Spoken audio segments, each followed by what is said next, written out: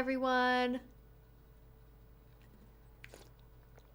Clobber that like button. Yeah, go for it. Beat it up. Beat up the like button. Don't actually. Be nice to the YouTube. Be nice to YouTube, alright? Don't get me in trouble with YouTube.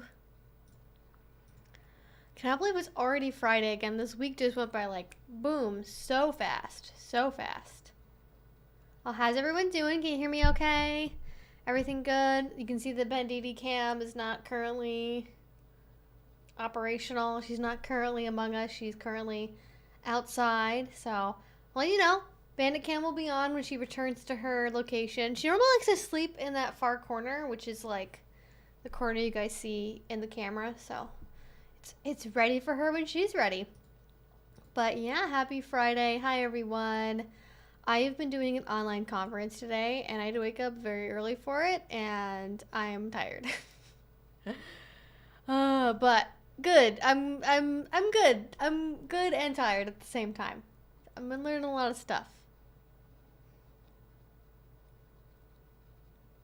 All right, that's something. What's going on with my stream? It says current bit rate is lower than the recommended bit rate. What's going on? I feel like it does that a lot. It looks like, Alright, I think we're good now.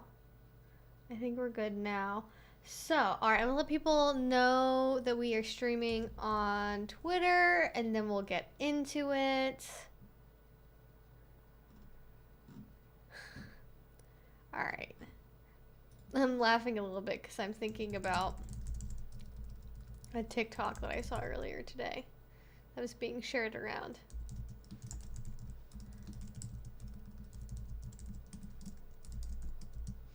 And it's a really funny little like pop punk song about alpha males. And I wish I could show it, but I tried to upload the video to Twitter and it took like 2 hours and it still hadn't uploaded. I'm like, all right, never mind, Twitter. You're not going to be able to see the video because it's been ruined by Elon Musk. But sometimes life just happened like that.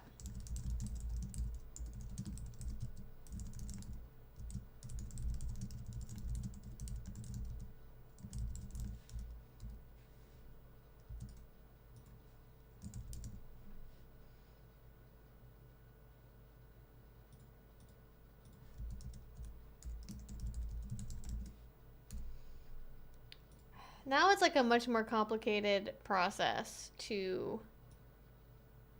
get anything on stream, like to link to it, because apparently if you put a link in the first tweet, it suppresses the link and then people don't see it, which is very frustrating.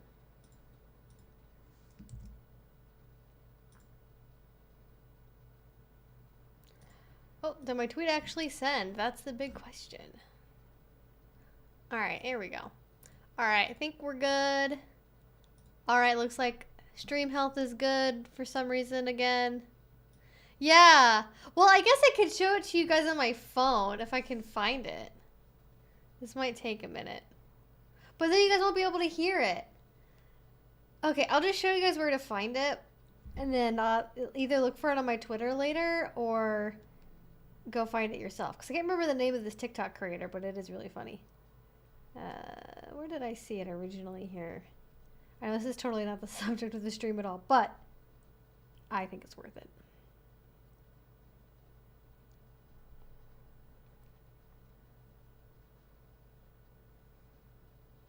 Alright, I'm going to try to play it, and I don't know if you guys are going to be able to hear it or not, because my camera is, like, opposite from my, Oh my god, stop playing! Ah! No. It won't let me rewind and then play it. Nope, stop.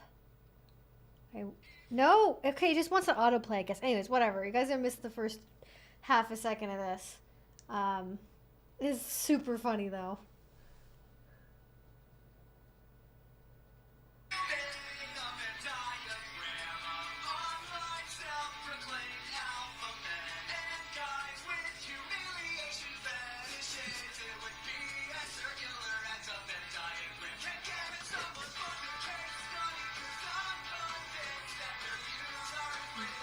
Just a hurry with them. Doesn't have a kiss. hard. Only thing that gets you hard. Getting dumped on online.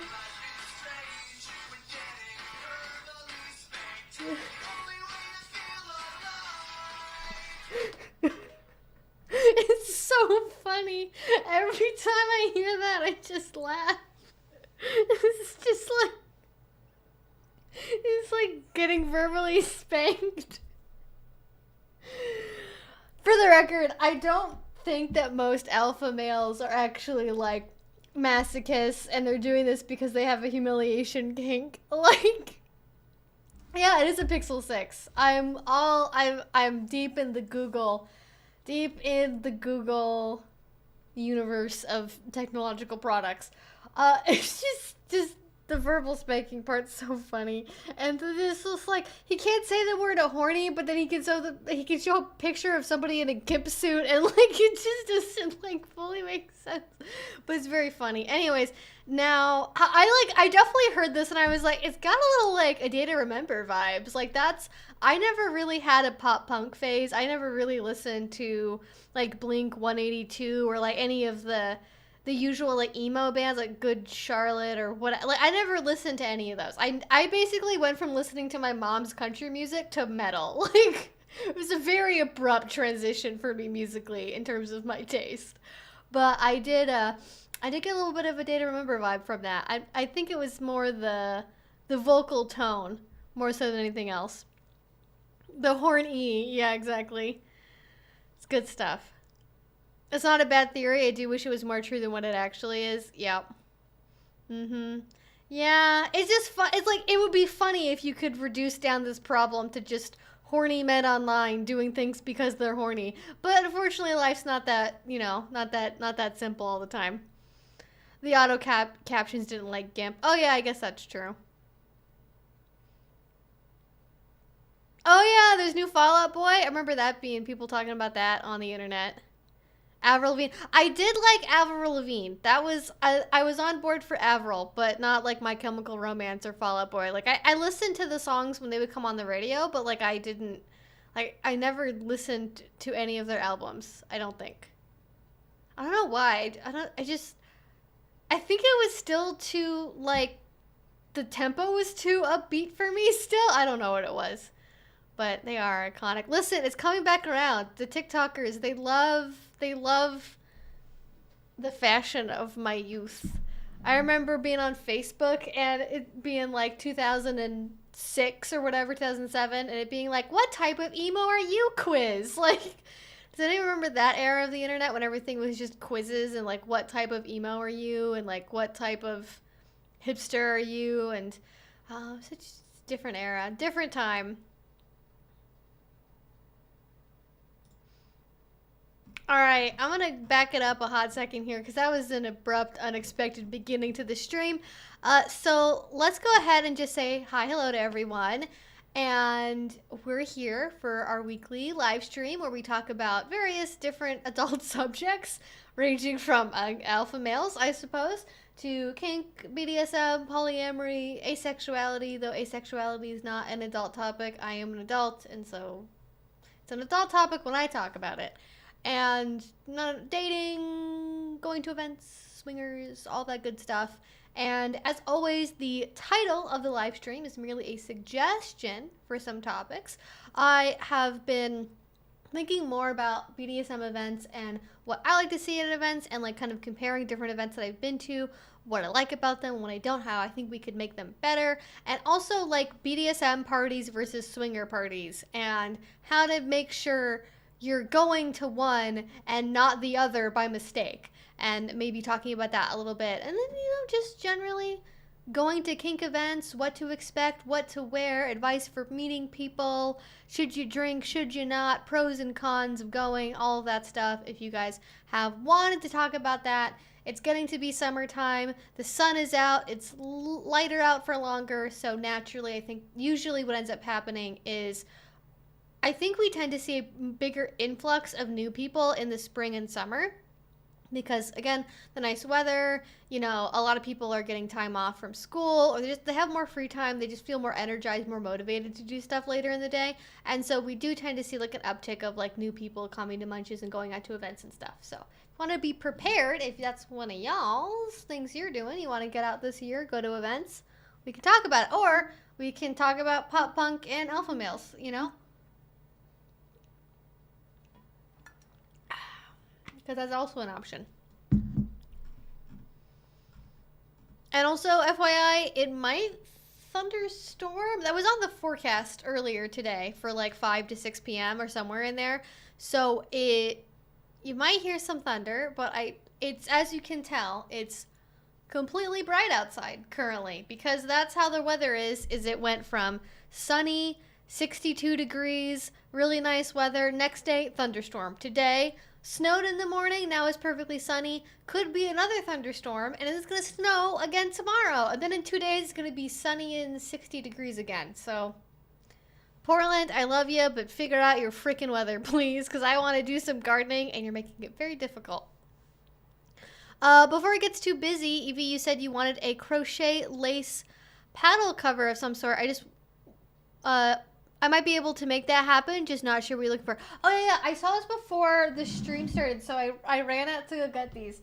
So, I get all of my paddles from this one maker who, her Etsy store is currently closed, but if she is at an event near you, or you can go to her Etsy, it's Miss Rose Paddles or Compass Rose Creations. And every paddle comes with a different, completely fucking random cover for it. So you never know where you're going to get. This one's cute frogs. So we love it. It's very interesting how we've managed to reclaim like the Pepe frog meme. Because it's like, you know, now these cute little Animal Crossing frogs. So, they come with these, like, kind of fleece covers already. And I have a couple of, like, different shapes of paddles, which makes this differently. Because I have, like, square ones, and I have round ones. You can see, like, these are pretty different. I wouldn't really need a cover for this one, because it's, like, a smaller paddle. Anyway, that one's more for, like, you know, close contact paddling. But I do have kind of ones that are like similar size, but they're different shapes, as you can tell. And these are all, by the way, just the natural wood in oil. There's no lacquer on it, no laminate, no. I don't even know what other people would put on a paddle, honestly, to make it different. But it's very, very, very nice paddles, and all completely just the natural wood. And the reason why I was like, I want a crocheted thing is because I got this flogger carrier years ago from, I think it's Bunny Floggers. And I realized that I could put my, like, baton, like, kind of shaped paddles in it. And it makes a totally different sensation. Because, like, wood paddles on their own are, like, pretty stinky. This is also open-ended, so you can fit a lot of different, like, size paddles in here. But it goes from being like just all sting, because like paddles I think are like very rigid but also very stingy, and it becomes a lot more thuddier when you put a leather cover over it. So I guess kind of what I'm looking for, if I could put something over like, and I don't even know how to, I think the dimensions are on some of these paddles that I haven't taken off yet. Like, the largest paddle I have is 15.75 inches by 4 inches. So almost all the paddles I have are between 3 and 4 inches wide. This one I think is the widest paddle I have is 4 inches across. I think this one's actually my smaller one, if I had to guess. Yeah, the one that this one's for is like for my full size, like, you know, discipline paddle. I think this one's like 3 1/4 maybe inches across, but they're between 3 and 4 inches across. And basically what I would want is like a fabric version of this, but shorter and like wider, to where I could like basically cover this part of the paddle in like some kind of soft material. So basically what I want is a tea cozy, like a tea kettle cozy for my paddles. That's what I want. That's what a tea cozy's like, right? Why is it when I Google what a tea cozy is, I get like disturbing pictures of like a joke tea cozy? I don't want to see that. Okay, yeah. It is basically a tea cozy, but I don't need it with like I would like an open top, open bottom tea cozy, basically.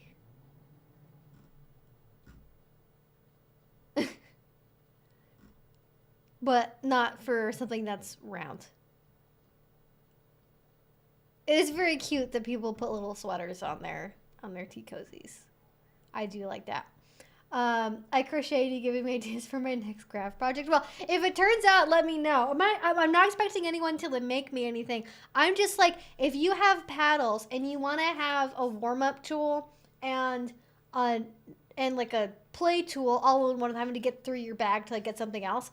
Like, I think putting like some kind of cover, because these aren't really like, this is just like a very, very light like fleece. Like, it's like maybe a millimeter or two thick. Like, you can see it's really, really thin. So this doesn't really do much by itself to change the sensation. I think it needs to be something that's a bit spongier, like kind of like a thicker knit.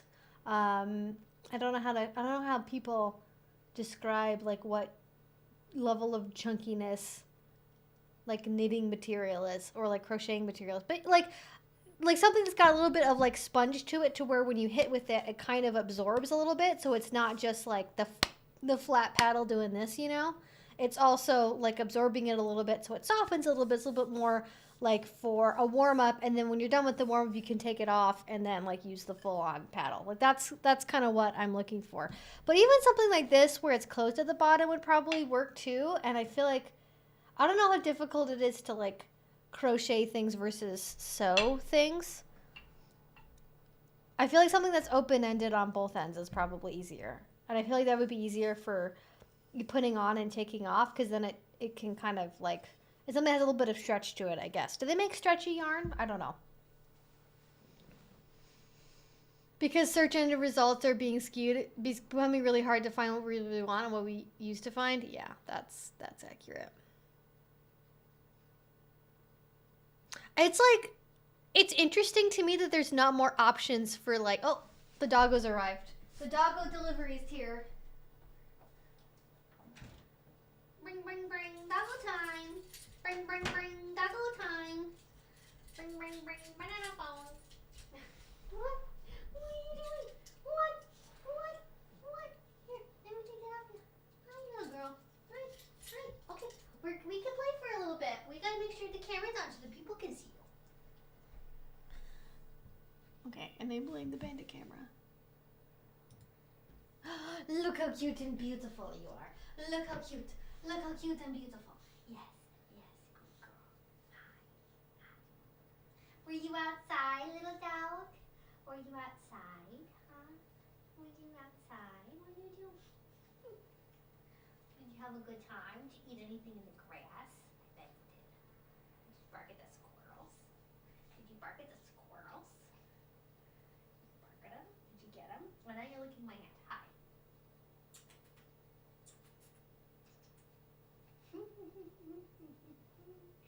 So cute. Yeah, you want more pets? You can't have more pets. I have to work. Little dog. Petting you is not my full-time job. I do not get paid for petting you, little dog.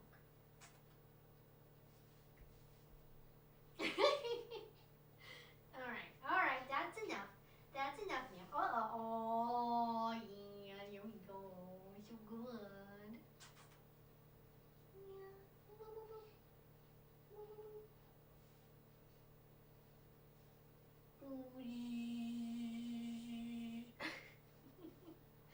Alright, here we go. Oh. I know you want to play because you were just outside and you're a little bit wet. I know. What happens? We get drizzled out in the rain and then we go crazy.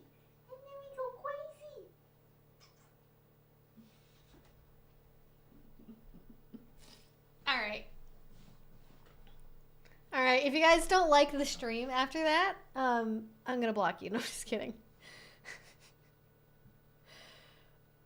She's very good. We come here for the kink and BDSM content. We also stay for the quality Bandit floof content.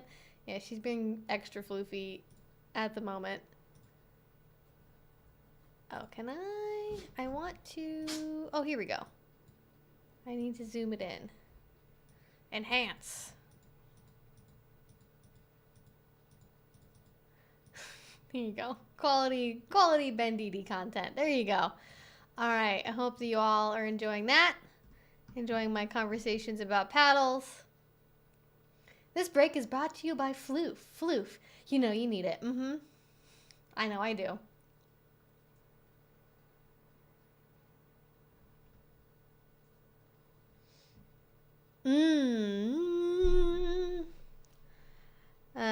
Tonight's topic, I can already feel the intensity. Oh, hopefully it doesn't get too intense. Well, I guess anytime you bring up swingers, there's a possibility it's going to get intense because people have strong opinions about swingers. Good evening, everybody. Hope the weather has been treating you all kindly. Well, as I said, snowing and thunderstorms, which is unusual for here. It's actually, I really like thunderstorms because I grew up like in the southeast. And we'd get a lot of thunderstorms, and up here they don't happen. I actually remember when I lived, not here, but like in the Pacific Northwest, around elementary school, and there was like one kid in my class that was like thunderstormed one day in like 3rd or 4th grade, and they freaked out about it. They were like, absolutely not. They had to hide under their desk, and I feel really bad because I was like, wait, these happen all the time. Like, why are these scary? And I just didn't, like, when you don't ever grow up with it, and it only happens, like, every once in a while, like, during really extreme weather, I could see why you would be, you know, freaked out by it. Or more likely to be freaked out by it, I guess.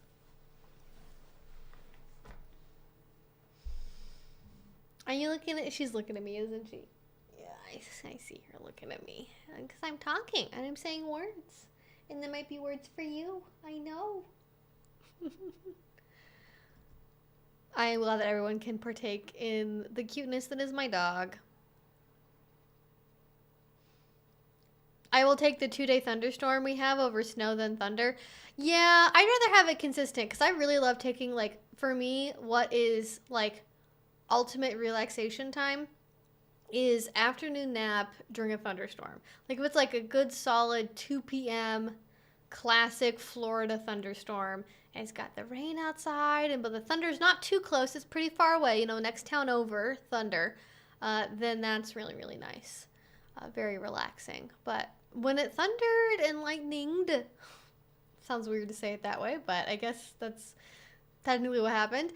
When it was, you know, there was a thunderstorm a couple days ago, it only was like for 30 minutes, then it went away. It went by really fast, and I was like, I didn't get to enjoy it yet. It went so fast. Like, if you're gonna have a thunderstorm in the forecast, it better be for at least an hour, you know?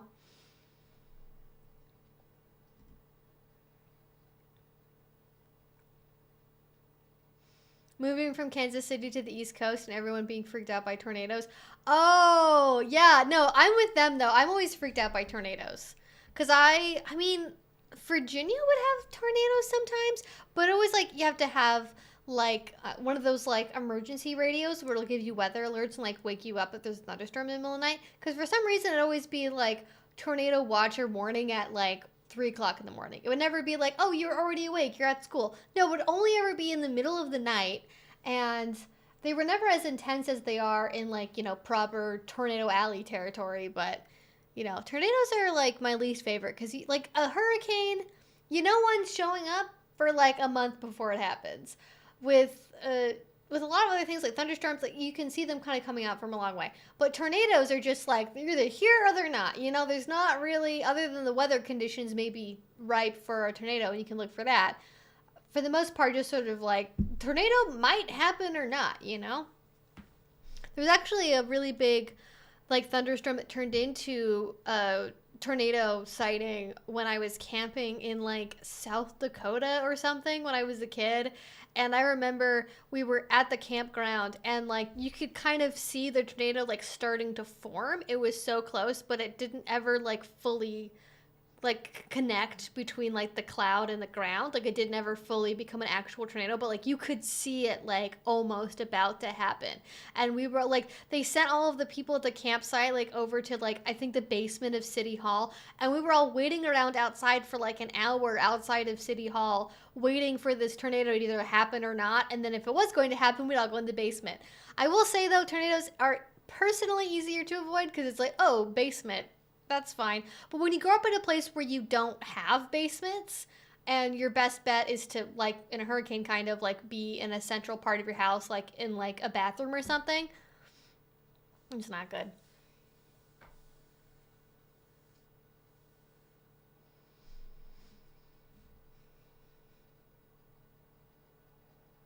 Meanwhile, in Kansas, they just had the air raid sirens used for tornadoes. Yeah, they don't. That's what I remember happening in South Dakota, where I think it was. I want to say it was South Dakota. I couldn't tell you if it was South Dakota or North Dakota or like where specifically it was, but it was somewhere in that part of the country.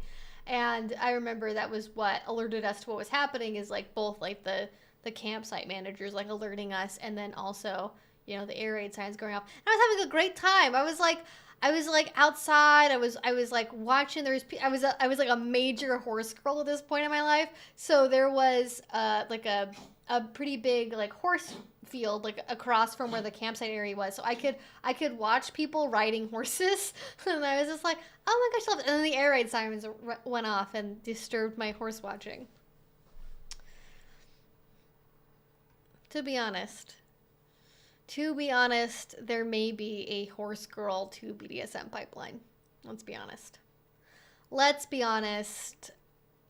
Horse girls and computer nerds, we end up being kinky a lot of the time. Or very religious. I feel like there's two ways that goes.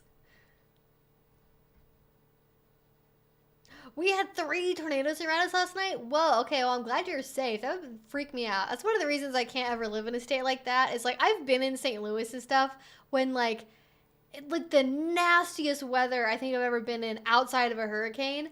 Just thunder, just pouring buckets of rain. And they're like, I don't know, there might be like some tornadoes over here, some over there, some over here. Just don't go outside. Like, that was basically all they could do. But we were in like a hotel. And it was just, not my favorite. Not my favorite.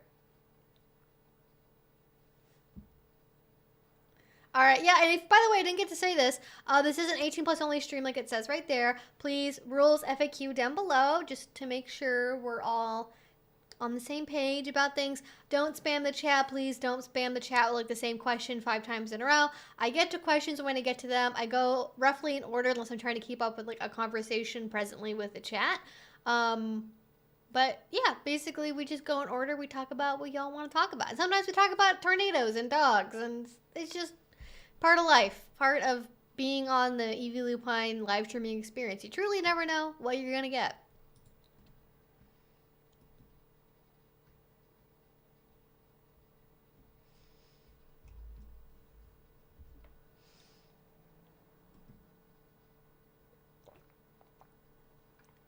A lot of 1950s housewives help themselves to the cooking sherry. Yeah, I think that's, we didn't have psychiatric medications as much back then. So you know what? People did what they could to get by.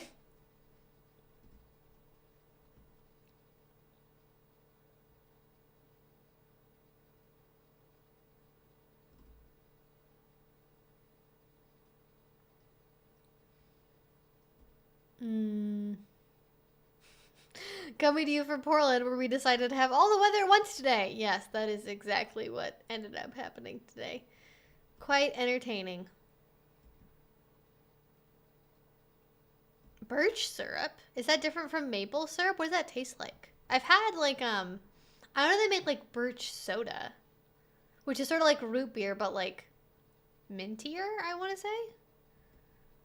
More medicinal, I guess, is what I describe it as. I'll be nice to YouTube when they start acting reasonable towards creators. That's fair. That's fair. Ooh, I've been averaging 2.5 hours of sleep this past week and it sucks. Ugh, is that insomnia? That's not good. I I can't function like that. I'm very delicate with my sleep. If my sleep gets messed up, it's not going to be a fun time for anyone. Hello, glad you could make it back to a stream. Welcome. TikTok is wild. It is. Yeah, I shared it on screen. Ooh, I got a commission slot for a hood and my dream maker. Oh, you getting like a pet play hood or like a furry thing? With both. I guess it could probably be both. Exciting stuff. You'll love to see it.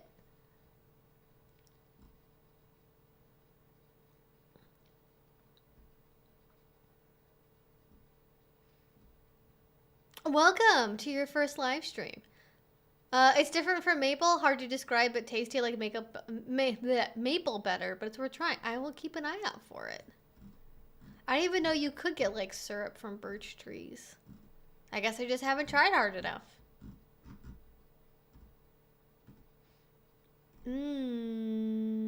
All right, let's get into some questions. Are you a minimalist? I noticed you don't have a lot of stuff. Sorry, it's too personal. I was curious. It's not even that I'm a minimalist. Though I guess I kind of am. Furniture is expensive, I guess is the answer. And I would like to decorate stuff, but part of it is I'm always anxious about my living situation. Also, sorry if you can hear my dog scratching while trying to make a bed. I'm never quite sure like how stable my living situation is, so I try not to buy like a bunch of extra furniture for like props or decoration, just because moving it again would be a really big pain. I am planning to get a bookshelf to put back here, at least one, and doing that. And then I am getting some more like furniture and decorations for like my bedroom. It's just like, I'm just like, oh, I don't want to put all this time into like decorating stuff and getting stuff that's very particular to this space, and then it not being something that ends up like working out long term because of the rent or like whatever else. And that's basically why I like to have more stuff, but also I get really anxious about spending large sums of money, and so like I have to psych myself up. I'm like, all right, this dresser is expensive, but the last two dressers you bought that were very cheap didn't last very long, and you had to buy two of them, and now you're buying a third. So clearly you have to spend money on a nice dresser so you don't have to keep replacing them all the fucking time. But trying to psych myself up to like pressing the order button to order furniture is like, it's a process, okay? I have to like, you know, just kind of close my eyes and do it, basically. And that can be difficult to do sometimes. But I like not having clutter. I will say that. I'm not big into, I really admire houses where people have obviously a very like curated, really nice selection of like framed art and knickknacks and books and things. I really like that. I like being around it. It looks cozy. And I like to turn this space into kind of a cozy space with like having a bookshelf with like a bookcase. I like to put some more maybe like plants in here, like fake flowers. Like I'd like it to be like a cozy, nice spot for reading in addition to being my workspace.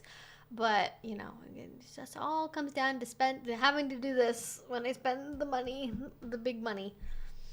Yeah, when you move a lot, it definitely keeps you from accumulating too much stuff just to move again. Yeah, like it's the third time I've moved in 2 years. Like, it seems like a lot.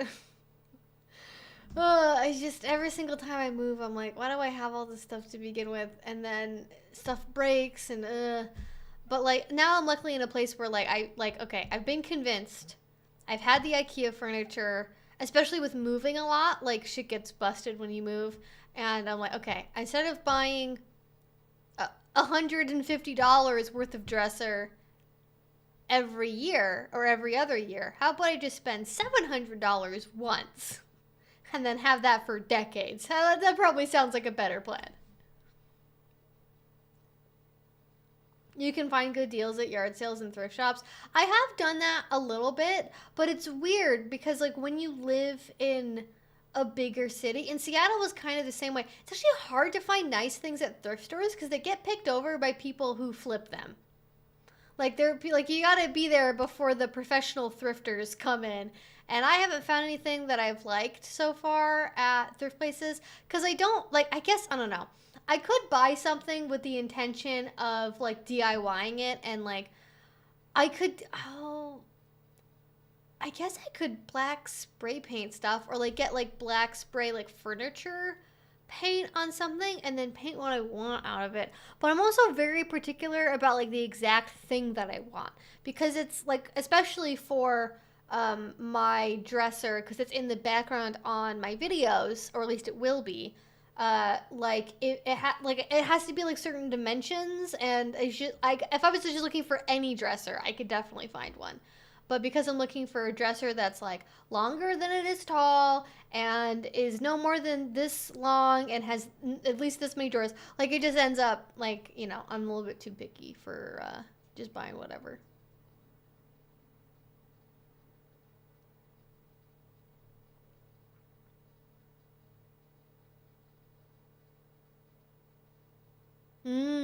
Flea markets. I guess I haven't really looked for a flea market specifically. Yeah, you need to go out of the way to find good thrift finds. Yeah. It's hard to find any secondhand pieces that weren't snapped up by resellers or upcyclers. Yeah, I mean, even on Craigslist, I've noticed. Like, because I've looked a couple times on Craigslist, and, like, a lot of it is, like, higher-end furniture, but it's, like, newer higher-end furniture. Like, it's, like, West Elm and, I'm forgetting some of the other names of places, like Crate and Barrel. But even then, they're still, like, it's, like, almost, like, it's like, oh, well, this cost me $2,000, so I'm only charging $1,000 for it. Like, it's still expensive. But I did get a really good deal on my couch. I do really like the couch that I have, and it was pretty cheap. Like, it was, I think it was under $200 for the couch that I have, and it's really good. It's really soft. I'm very picky about couches, and I was just having trouble finding anything that I liked that was a good size, that was also like cozy and comfortable. So I scored on the couch, but that took me, I looked for like 6 months for a couch, and I can't wait that long for a new dresser, because I need a place to put my existing clothes.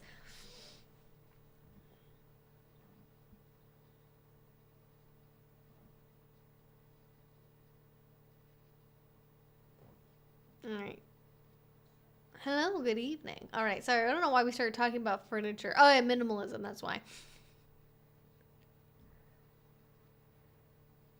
Good Charlotte is a shot of that 8th grade nostalgia. Very specific, but also true, because Fall Out Boy and all of that was very popular when I was in late middle school, early high school in particular. It was definitely a 7th through 9th grade phenomena, I feel like. Aw, me and my friend have been hyping each other up a lot for our first play party. Can't wait. Yeah. Well, I'll also hype you up. You got this. You're going to have a fun time. And if you don't have a fun time, it's not your fault. Just go there to experience things. Maybe meet a person. Don't pressure yourself. Just go there, see what the vibe's like. Just get out there and explore. Don't try to, think about it like it's going to revolutionize your whole life. Just go to have a fun time. That's all you really need. I've had such bad experiences with people who've labeled themselves swingers. Yeah, maybe we'll talk about that. We'll probably talk about that. I'm just waiting for the sun to warm up things so I can get on the roof and enjoy some naked moonbathing. That is the move right there. Warm summer nights are the best. I don't think I'd ever naked moonbathe, but, never say never, I guess. Question. Alcohol and drug use informational per parties and events? Okay, wait. What's the question? Alcohol and drug use informational per party. Okay.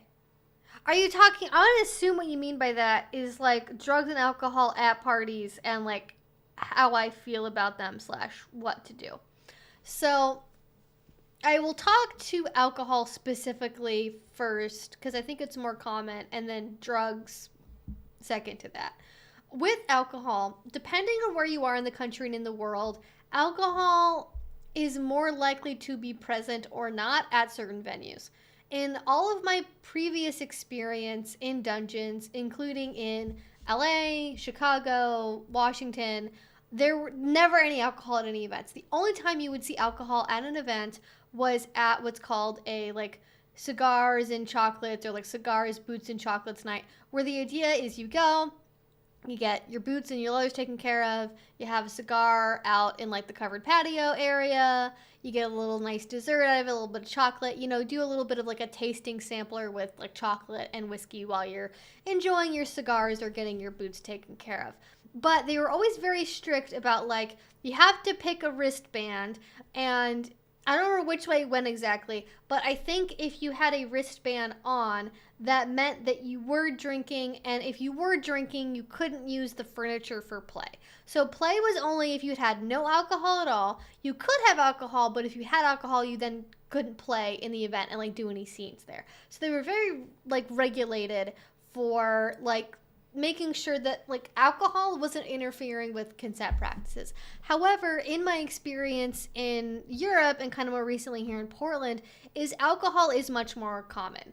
When I was in the UK a couple years ago, people by default at the parties I went to, at the venues I went to, drinking was the standard, and you primarily went there to drink and like dress up in fancy clothes. I'm not saying this is like universally true for like every event in the UK. My specific example I have is from the Torture Garden parties, which I know are not representative of every dungeon in like the UK or in Europe, but the model that Torture Garden uses, from my observation, tends to be the more common thing you'll see when somebody is advertising like a fetish party or a kink party over in Europe or over in the UK. There are obviously spaces that are different. There's like shibari dojos and like houses of domination, other places that will operate things differently. But from my experience, it seemed like alcohol was very, very, very normal. You went primarily to drink and dance, and then the kink was kind of a side thing that some people were doing, but it was more about like the performers doing kinky stuff and then you individually doing it being more as a secondary thing. However, even in that environment, and this was always the red flag that I noticed, is they had to have, and this by itself is not the red flag, but the fact it was necessary maybe was, is they had like floor to ceiling banners that were like, only yes means yes, no means no, do not touch people without their consent. And at first I was like, oh, that's great. They're like so, proactive about consent and touching. And then it quickly became apparent to me that the reason why they needed to have that is because people were touching each other all the goddamn time without consent. I think I had at least 2, if not 3 incidences at that one party of people touching me without my consent or without interacting with me. Like they would touch, I was wearing like a full latex outfit and they'd touch like the top of my head on my hood. They were trying to, it was a lot, okay? So that always put a really bad taste in my mouth of mixing alcohol and kink together, because even though kink play wasn't involved, it still involved a level of consent violation with touch that would not have happened at your average kink party, and certainly not that many fucking times without anyone saying anything about it, especially because it was really crowded. There didn't really seem to be a lot of like enforcer presence in certain areas. It really felt like it was up to you as the person who was there to step in and say something. But because I was a foreigner, I was visiting, I didn't really feel comfortable. Like, I'm like, I don't know who these people are, but it's the only night I'm going to be here. Like, I feel like, if I say something, is that against like the norms for this party? Like, I don't know. And so, and also I was like 22 or something. I was like 23 and I didn't, has it been that long? Yeah, I think that was just the summer I turned 24. But I think it was before my birthday. So I was 23, about to turn 24. And that was just not a good time for me. And so because of that, I've always had like sort of a negative opinion of mixing alcohol and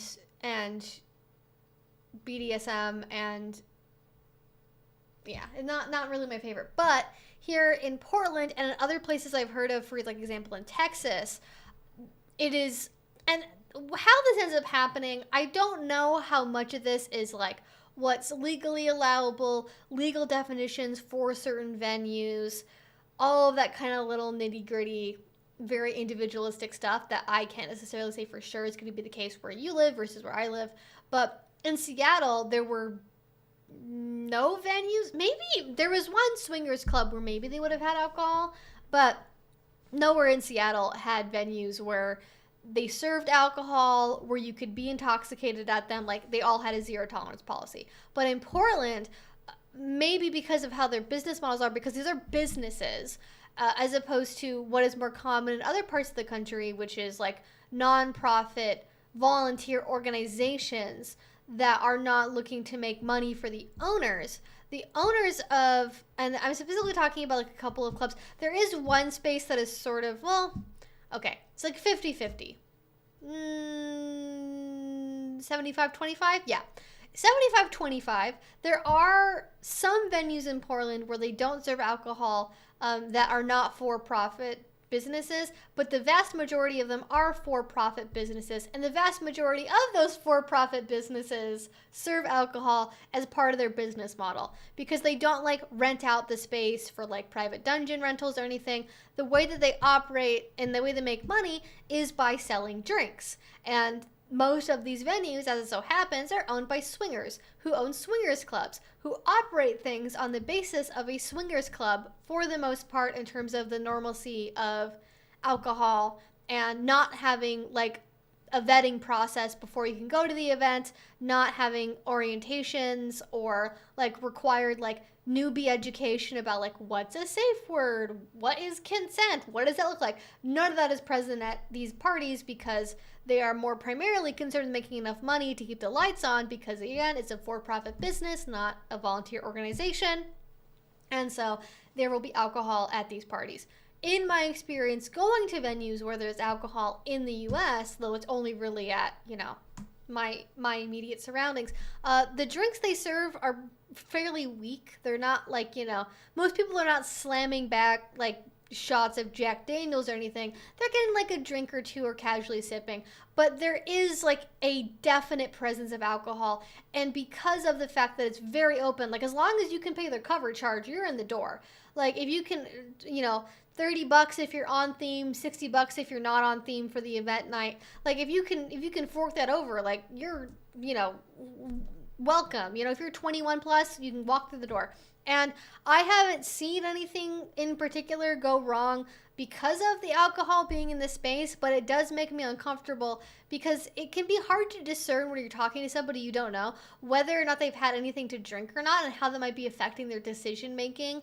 And I never want to put anyone in a scenario, I never want to put myself in a scenario where I or someone else is like negotiating a scene they wouldn't otherwise want to do if they were fully sober. And that question about how sober somebody is or not is a problem for me. And I've seen where this can go wrong from like past experiences of their partners who had more experience playing in Europe and playing in venues where like alcohol was more open. You would get drunk people wandering into scenes. You would get drunk people interrupting you. You would get people who didn't tell you they weren't sober, and then you negotiate for like with them, and then they like vomit in the middle of a scene. Like there are risks when you engage in using alcohol during your play in terms of like the ability to revoke consent, the ability to actually get consent in the first place. Like if you're drunk, you're not fully present in the moment with your partner. Like I don't actually, outside of maybe having a little bit more like courage and less apprehension about doing the scene, I don't really think there's any benefit anyways to drinking while doing BDSM. To me, it's always kind of seemed like it takes away from the experience, because the way that I process BDSM is, okay, on one level, it's kind of this external experience of like performance and people watching you, and that's kind of dulled by alcohol. But even on the internal experience level, like when you're drunk and maybe you're not keeping track of your thoughts as well, it feels like we just take away from the experience so much in terms of like being present in your body and really feeling what's happening. Like I just can't imagine that it would really be that great to add on to your scene anyways. And I think there's a lot of risks around, you know, including alcohol, like openly in your space. I will say though, at this venue I went to, I took a picture of this because I was like, oh, that's nice they have this, and it's too bad I've never heard them bring it up directly at any party that I've been to, but it is technically a thing. There was a sign outside the venue where the third thing on it is sobriety is required for full consent. And it says, consent is enthusiastic, freely given, and can be revoked at any time. So it's interesting to me that there's like a sign outside the venue that's like sobriety is required for full consent. But like, what does that even mean? Especially with alcohol, where there's like this, like everyone holds their liquor differently, and different people are going to be affected differently by different amounts of alcohol. Like lots of people, especially people I know that are like taller, like larger male doms that like drink whiskey regularly, like they're not really gonna feel in themselves any different for having had like half a cocktail. Like, you know, they're not really going to be different. Whereas people that are like my size, once they get a full cocktail in me, like, I'm not drunk, but I'm like tipsy. You know, it takes usually at least like 3 drinks for me to like fully be drunk. But like, you know, even just having 1 drink, I'm still feeling it. I can tell that I am not fully operating the same way that I would be if I was completely sober, but it's not so different that, like, if I was with a friend, I wouldn't do something with them. And that's kind of been my line. It's like, okay, I want to go to these events, there's alcohol there, like, maybe I want to have a drink. And for me, you know, I think you can definitely do scenes where you drink or have a substance be consumed, but it shouldn't be with strangers, because I think it's about, okay, looking at your like risk budget for what you can spend your risk points on, and adding alcohol is like a certain number of risk points, and playing with a stranger is a certain number of risk points. And those two things together are so many risk points that it would make you bankrupt in your risk pool of points that you have. So I generally am thinking of, okay, one or the other, right? Like, I can maybe play with somebody and negotiate while fully sober beforehand, and then do a scene after I've had a drink, while not being fully drunk, but maybe like a little bit tipsy. But with a stranger, I would never do that. It would have to be somebody who's an existing play partner I know very well.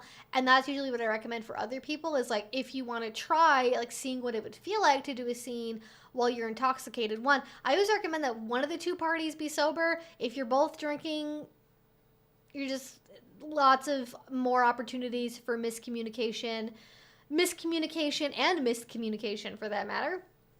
And I just don't think that that's really a good idea. But if you want to play around as like the bottom or the submissive, like the feeling of like being taken advantage of, or like doing certain things for like the sake of a role play, I can see the appeal of doing it, because be really careful about doing it. And I wouldn't do it with somebody that you don't otherwise know very well. Plus, also, I just, like, I don't like venues that are like, strictly bars for, well, there's 2 other reasons on top of it. I think one reason I don't like bar-based venues that are 21 plus is that's, like, 3 years of people that could be in the kink scene that then can't go to your event. And they're not doing kink. They just can't go to your public BDSM event, which means they're typically, getting invited back to private play parties instead at somebody's house, as opposed to in public, where they are presumably a little bit more safer from people that might otherwise mean them harm. So I'm not a fan in terms of like the fact it does kind of keep a couple of years of like the most vulnerable members of our community typically are like people who are brand new of any age, but especially brand new people that are submissive and between 18 and 22 years old. I think once you get more into your mid-20s, that risk starts to go away, because typically, like, the worst predators are going to go after the youngest and the least experienced. And if you have a couple more years on you of adulthood, you are less likely to be, like, a target of being taken advantage of. Not entirely, to be clear, it doesn't go away, but somebody who's, like, a bad actor who wants to, like, mold a brand new submissive is much more likely to go for an 18-year-old who just made a FetLife account over somebody with 4 years of experience who's, like, 23, 22. But, yeah.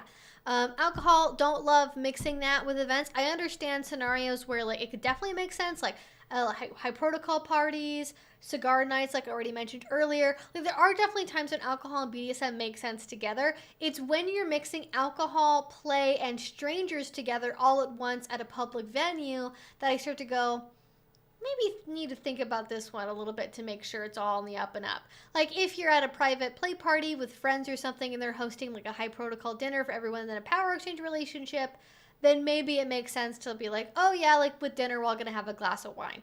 You know, but the purpose of like the scene there is the dinner that you're having. Not like, oh, we're all gonna get sloshed and then we're gonna turn, you know, Giselle into a piñata and then we're gonna wail on, I don't know why I picked the name Giselle. Like, we're just gonna wail on Giselle for a couple hours after we all, you know, have a bottle of wine each. Like, no, that would not happen.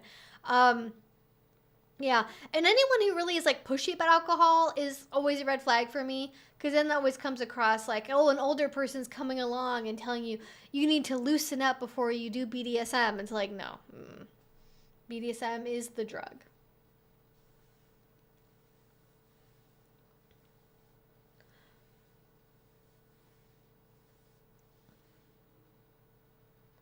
Yeah, the number of people in Portland that do BDSM with quite a bit of alcohol or THC on board is hard for me to deal with.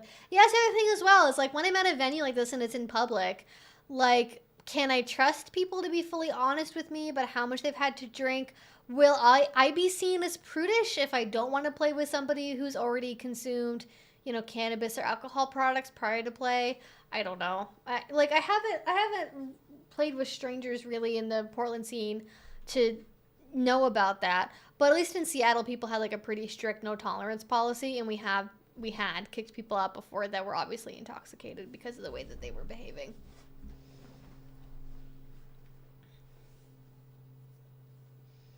But yeah, this mixed together giraffe and gazelle, maybe. Sure, why not? That's exactly what I was doing. Oh, I didn't get to the second part of that question, did I? Oh, by the way, if I want to make sure I answer your question, there are super chats. You can either do that through YouTube or you can do it through Streamlabs, also linked down below. It'll pop up on screen somewhere in this general vicinity, and then I'll answer your question right away. But until then, you're going to have to be patient and see if I get to it. But the other part of that is like the drug question. Drugs are so broad of a category, it's a little bit more difficult to make a sweeping statement because, as it's been pointed out to me in the past by people, like what counts as a drug is a little bit up for debate because it's like, okay, well, I have like chronic pain issues and I'm prescribed an opiate medication for managing my chronic pain. Does that mean I'm on drugs or not? Is that, is it sober if I play with that, or is it sober if I don't play with that? And I think what I come down to is it's whatever your operating normal is like, right? So if you're somebody who has chronic pain and you're on like pain medications or something, and that's like the normal way you operate in everyday life. Oh, thank you, Booper Nova. I'm gonna try and make that text a little bit bigger here. Thank you for that. Totally changed my perception. I honestly feel use has a very broad range. I like liquor, but I prefer mental clarity with BDSM. Yeah, I think a lot of people prefer that mental clarity with BDSM. Absolutely. And like I said, the drug question is a little bit more difficult because so many of us take prescription medications on like a day-to-day basis. So, like, does that count as being sober? Because like they are largely typically mind altering in some capacity. So, what actually does that even mean, really? I tend to think of like if we're talking about like street drugs, things that are not prescription medications, things like ecstasy or I don't know, what are the kids doing these days? Mushrooms, I guess that's a hot thing again. Acid, and honestly, I don't even think most of the time most people that are on drugs like that would really want to be doing BDSM. I do know some people that like to have sex after they've consumed weed. That's like a fairly common thing, especially in Seattle and definitely here in Portland as well. That's not really something that's my bag personally, but a lot of people are into doing that. I think again it comes down to like not with strangers, talk about it beforehand, and you do have to some extent accept the risks that go along with choosing to engage in that and choosing to take that elevated risk when you're not fully sober and doing something that can potentially be dangerous.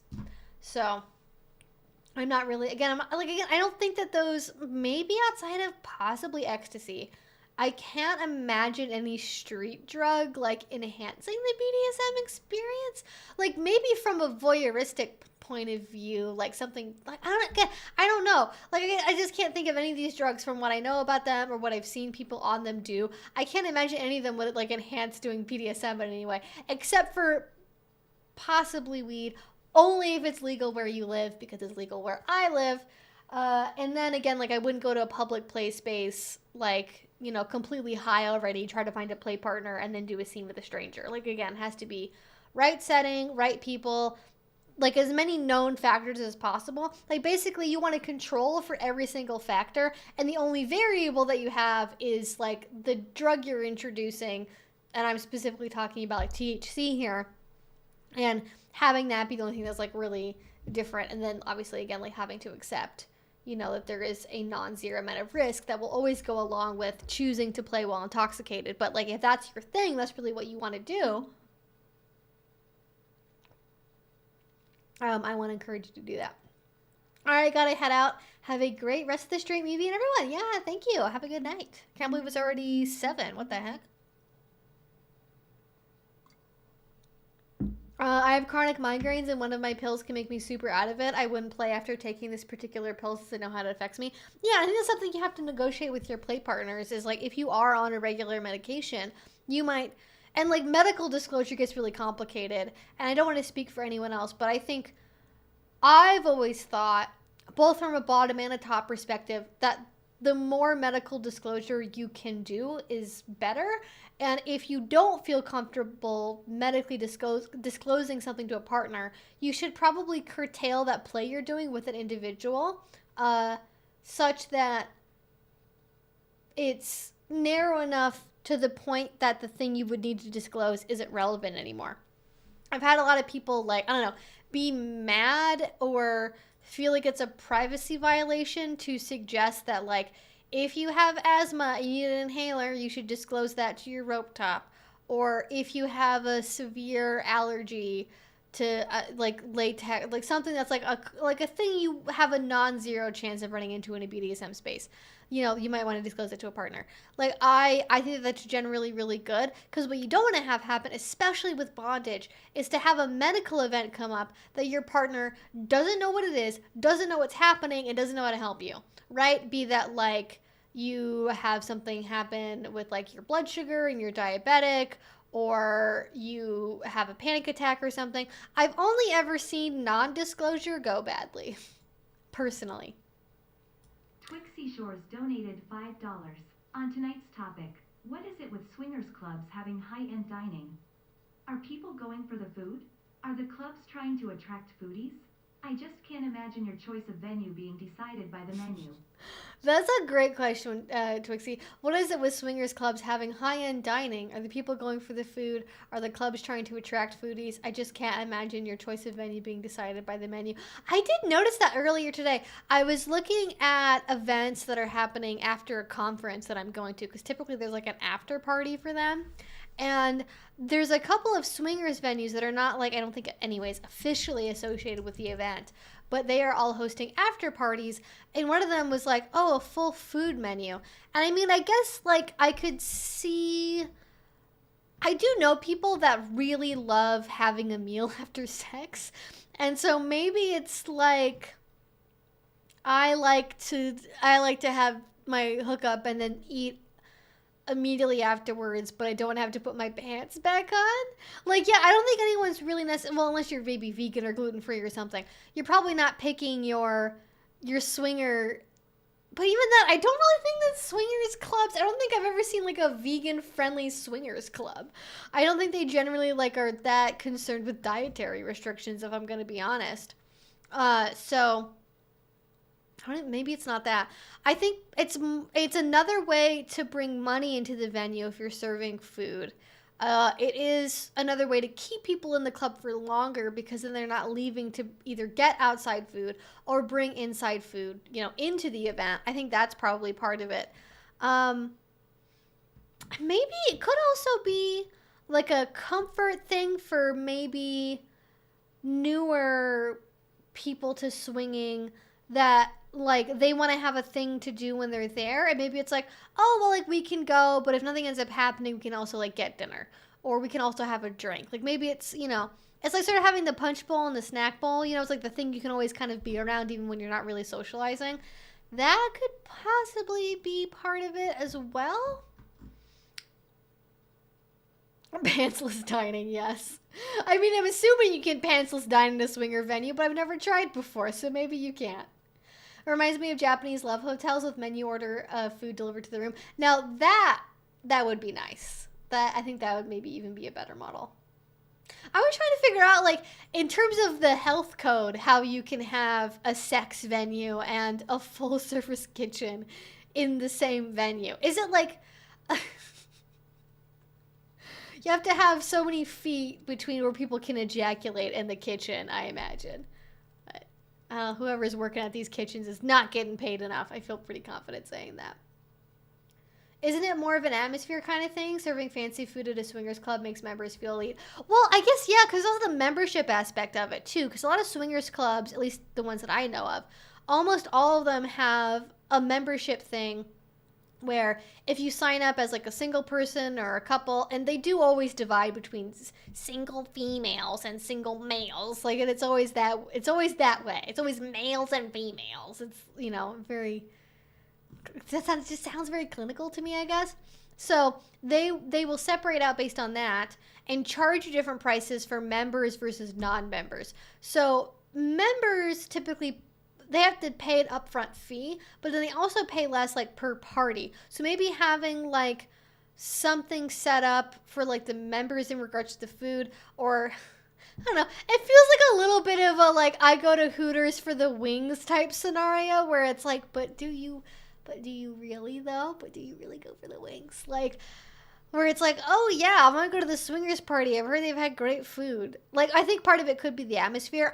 Also, swingers venues are like aggressively middle class for the most part. But it's like, I'm not gonna make any assumptions about the political affiliations of people who attend swingers events, and certainly not the ones in Portland. But it gives me a similar vibe as like when people look at like Donald Trump's aesthetic and then go, oh yeah, that's what a rich person is like. And he's got like a gold toilet and like marble everything. And it's like, but that's not like how most actual rich people, like he does things in a way that's like a working class person's idea of what a rich person has, not what actual rich people do. And so I feel a little bit like, what ends up happening is like, there's this idea of like, okay, like there's Eyes Wide Shut, there's this kind of this stuff from media, and like almost kind of giving this like faux exterior of luxury, when in reality, like most swingers clubs I've been to or have seen pictures of, like look a little sleazy.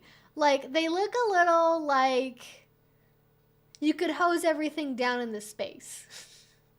Like they again, it's sort of this veneer of like luxury, and like serving like fine dining is like a much easier, cost-effective way of putting out the veneer of luxury without the luxury price tag of like actual luxury furniture or hiring an interior designer or something. Yeah. As we're talking about food, any ideas for incorporating food into the kinky play? Oh yeah, I feel like I have a video on Wet and Messy Play, don't I? I think it got nuked by the algorithm, but I do have a video on Wet and Messy Play. Gold is very soft and moldable. It doesn't sound like a good idea for a toilet. I don't want butt prints in the rim. I would assume it's not a solid gold toilet. I would assume it's like a gold enamel on top of something else, but I'm not a goldsmith, so I don't know how that would work exactly. Yeah, swingers venues are very interesting. I feel like a lot of them, in the same way that a BDSM venue is kind of designed around selling a particular fantasy, swingers venues are also designed around selling a particular fantasy of like sexual openness and promiscuity. Like there's always, and I hate this, stripper poles. I hate that people call them that so much. Just say a pole. You don't have to, a stripper pole. Well, it's not a stripper pole if you're at a fucking swingers club, is it? Because there's no strippers are working for free at your swingers club, you know?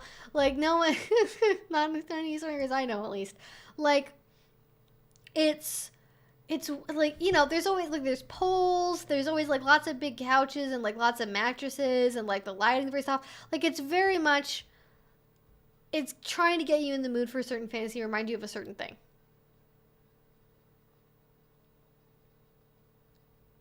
Yeah, it's like a very, like, I am sure some of the swingers venues out there are genuinely very, very, very nice and actually upscale. But all the ones I've seen, and maybe this is also partly like my stereotype of people who identify as swingers is kind of like overlapping into this a little bit, is swingers, I think, tend to be a very specific thing. Oh, thank you, Booper. No question. Booper RRR Yeah. donated $12. No question. Bird. Shoe decoration fund support? Thank you. Can't they do it with better aesthetics though? You'd think, but I don't think any of them are spending the money on an interior designer. And I don't want to like shit on them too much because like the venues that are here in Portland are much nicer than the ones that are in Seattle from what I can see from the pictures. But based on what I've heard about them from people I know that go to them regularly and like the pictures of like the events on FetLife I've seen, they also get they still have that vibe, that grungy vibe, but maybe that's just a Portland thing in general because I feel like I've been to more dive bars that play goth music in Portland than exist in total in all of Seattle.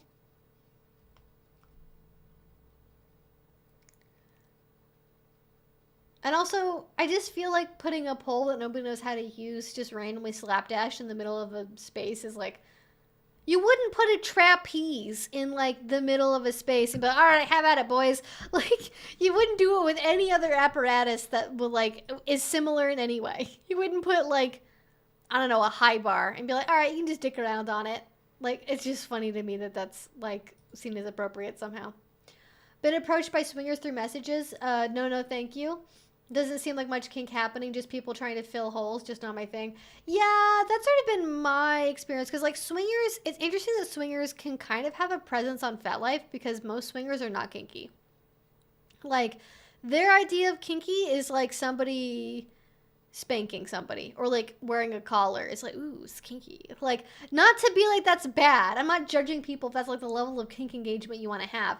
It's just like, it's weird to be on the timeline and be like, all right, here's the needle play class happening next week, and then also here's this swinger party with like, you know, chicken wings, and like they're just so different from each other. Like, I just can't wrap my head around like how different they are, you know?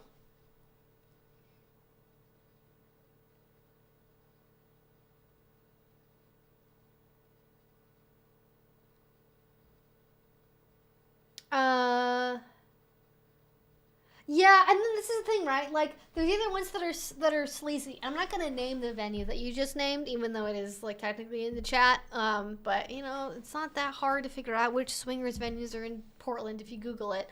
But I had like there are ones that like they try really hard to be upscale, and what ends up happening with that is they end up being very exclusionary. And it ends up not seeming like a friendly place for like queer folk. This is like my main contention I've always had with swingers is like swinger culture, at least where I have lived and what I know of it. Like we've watched so many documentaries and interviews with swingers, and this is what it always comes back to. Swinging is very straight, except for the obligatory bisexual wife. It's very heteronormative. It's very obviously couple centric. It's very white. It's very middle class, but also like not like it lacks class at the same time. Like, it's middle class, but like middle class with like no taste, and like it tends to come off as kind of like midlife crisis-y. As that's probably, I probably shouldn't say that, but like if you could distill a midlife crisis into a behavior pattern, it would probably be swinging.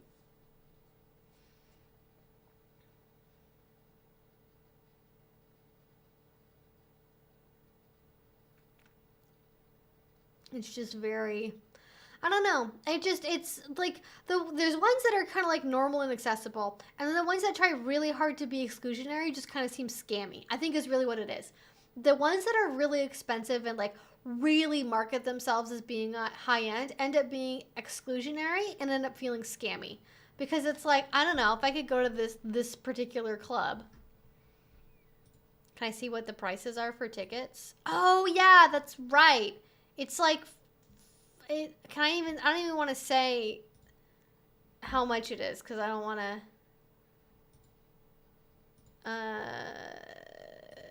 yeah.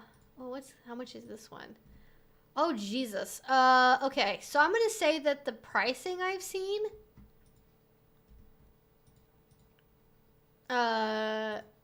for single women is very low, like $15 or $20. Everyone else besides that, it starts at $80 to get in the door. And it goes up to over $100. To go to a sex party, to be fair, they are open until 3 a.m. So that's a pretty, like, you're getting, you know, a good time window for your money. I've been to BDSM parties where their hours are like 8 p.m. to midnight, and tickets are like $30. So, you know, in terms of an hourly rate, that's not like super bad, but like over $100 to go to a sex party seems kind of expensive, and I'm not sure I can be convinced that that would be worth it. But like, again, even the ones that are like supposed to be really classy, like, I don't know, still gives me weird energy. And I can't describe why. I'm looking at pictures of the venue now, and I'm like, what about this gives me weird vibes? Because I can't, like, put a name on what it is that seems... Maybe it's because all the furniture looks washable. Is that what it is? I genuinely don't know.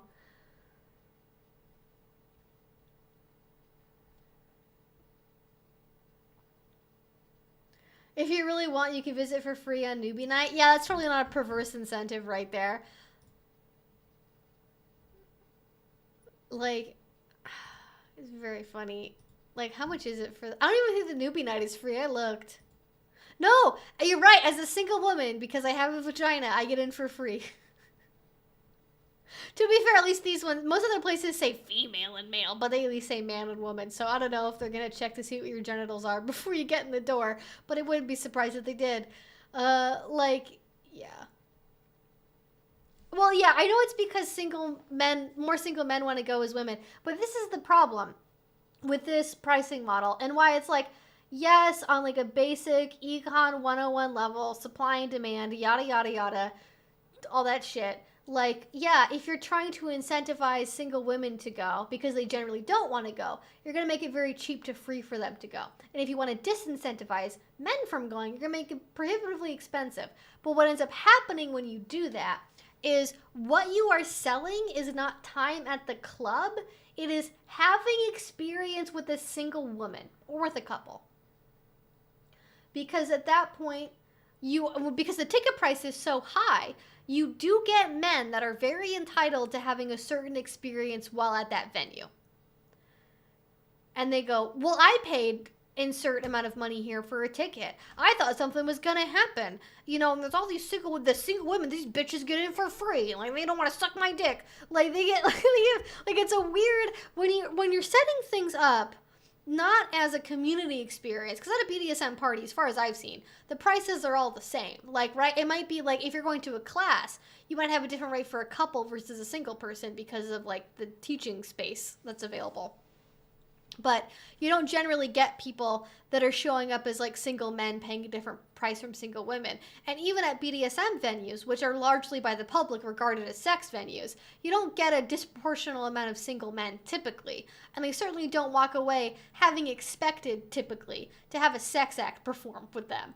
Whereas when you're going to a venue and you're paying up to over $100 for a ticket for one night, you're going to expect some shit to happen with that money.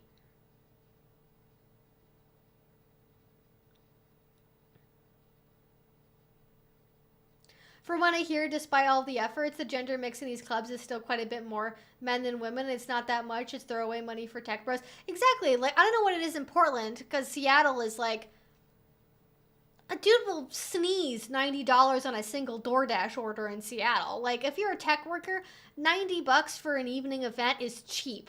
They're like, oh, I thought I was going to have to pay $100 in DoorDash today to play D&D with my guy friends. Now I can go to a sex club and have somebody suck my dick? Like, they're like, that's a deal. So, you know, it's like, it's not expensive enough in some regards, but it is also so expensive that, like, I feel like you can make it more expensive for men, such that less single men can go or will want to go. But the more expensive it is, the more entitled they become to have a certain experience.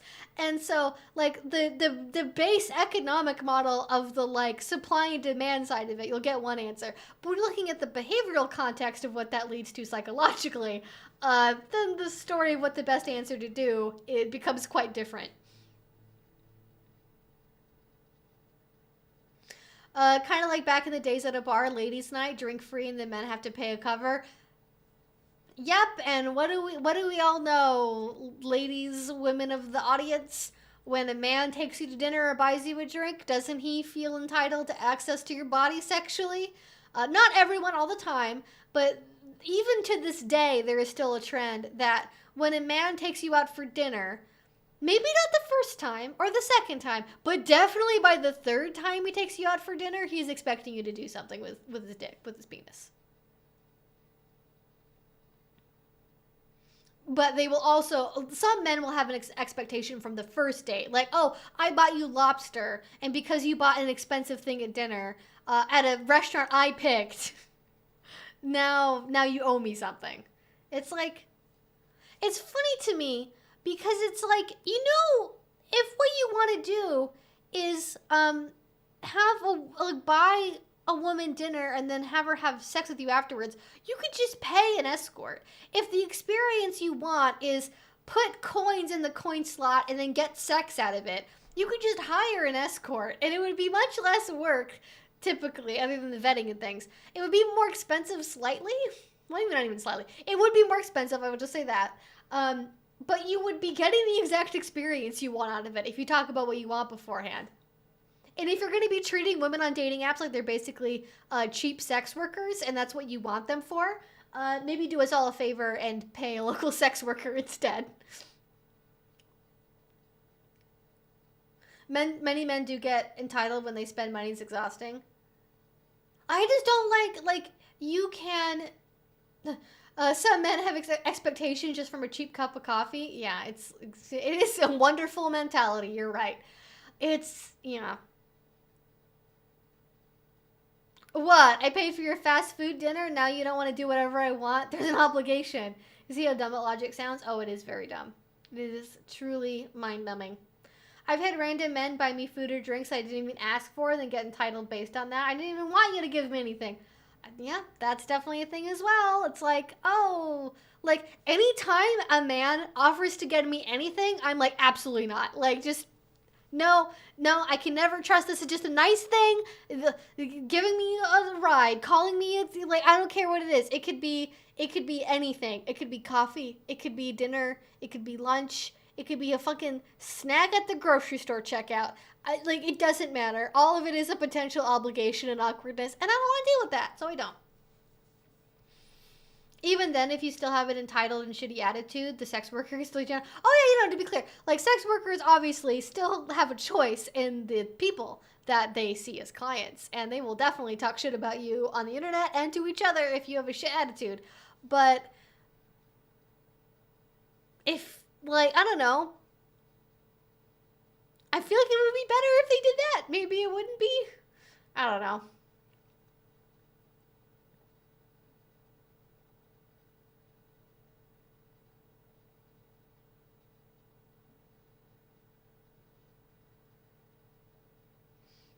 I get dragged for this, but a transactional relationship with sex workers is more ethical than pretending to have a romantic interest just to gain sexual access. Yeah, I mean, the difference is in, like, you got to be open with whatever scenario you're doing, right? Like, if you're seeing a sex worker, you got to be open about what you expect out of the date and what you're paying for, right? And so they can choose whether, you know, to go through the whole process of, you know, going on a date with you or not. And also, when you're with somebody on a dating app, and I've had people tell me this is ridiculous, and I kind of have trouble agreeing with them, because the people who say this to me typically are, like, very horny men, but I apparently am the crazy one for expecting that dates are for dates and not for sex. Like, it took me a couple of tries, and I talked about this in the video I put up recently last week. I was the weird one for not assuming that a date meant sex. I thought dates were for romance and for getting to know people, not for like, all right, you finished with your stuff, or let's go to my truck, suck my cock. Like, and also some people don't even consider that to be sex. They're like, well, it's not even a big deal, like it's sex. Like, the fucking entitlement of some people just he's like, not only will I expect that you do things for me sexually after I buy you a meal, I will also not even categorize the thing you're doing for me as being sex. Like, it's a favor? Like, it's very strange. It's very, very strange. And yeah, I don't know. People just get entitled about stuff and they really shouldn't. So entitled. And like, I'm sure lots of people have very positive experiences at swingers clubs and hookup things. I just feel like if you're open and honest about what you want, you're going to have a better outcome, you know? And I have developed a system where I've become very good at detecting people that I think will expect sex on dates, or the main reason they are trying to date me is for access to me sexually. And even without having to directly have that conversation, I can usually figure it out quickly enough to where the first date doesn't even happen, which has been nice. But also, it means that I don't get to go on very many first dates, and I have lots of conversations that go nowhere. But that's dating. I see dates as something for getting to know someone. Those kinds of people are just trying to gaslight. It's disgusting. I mean, you said it, not me. You said it, not me.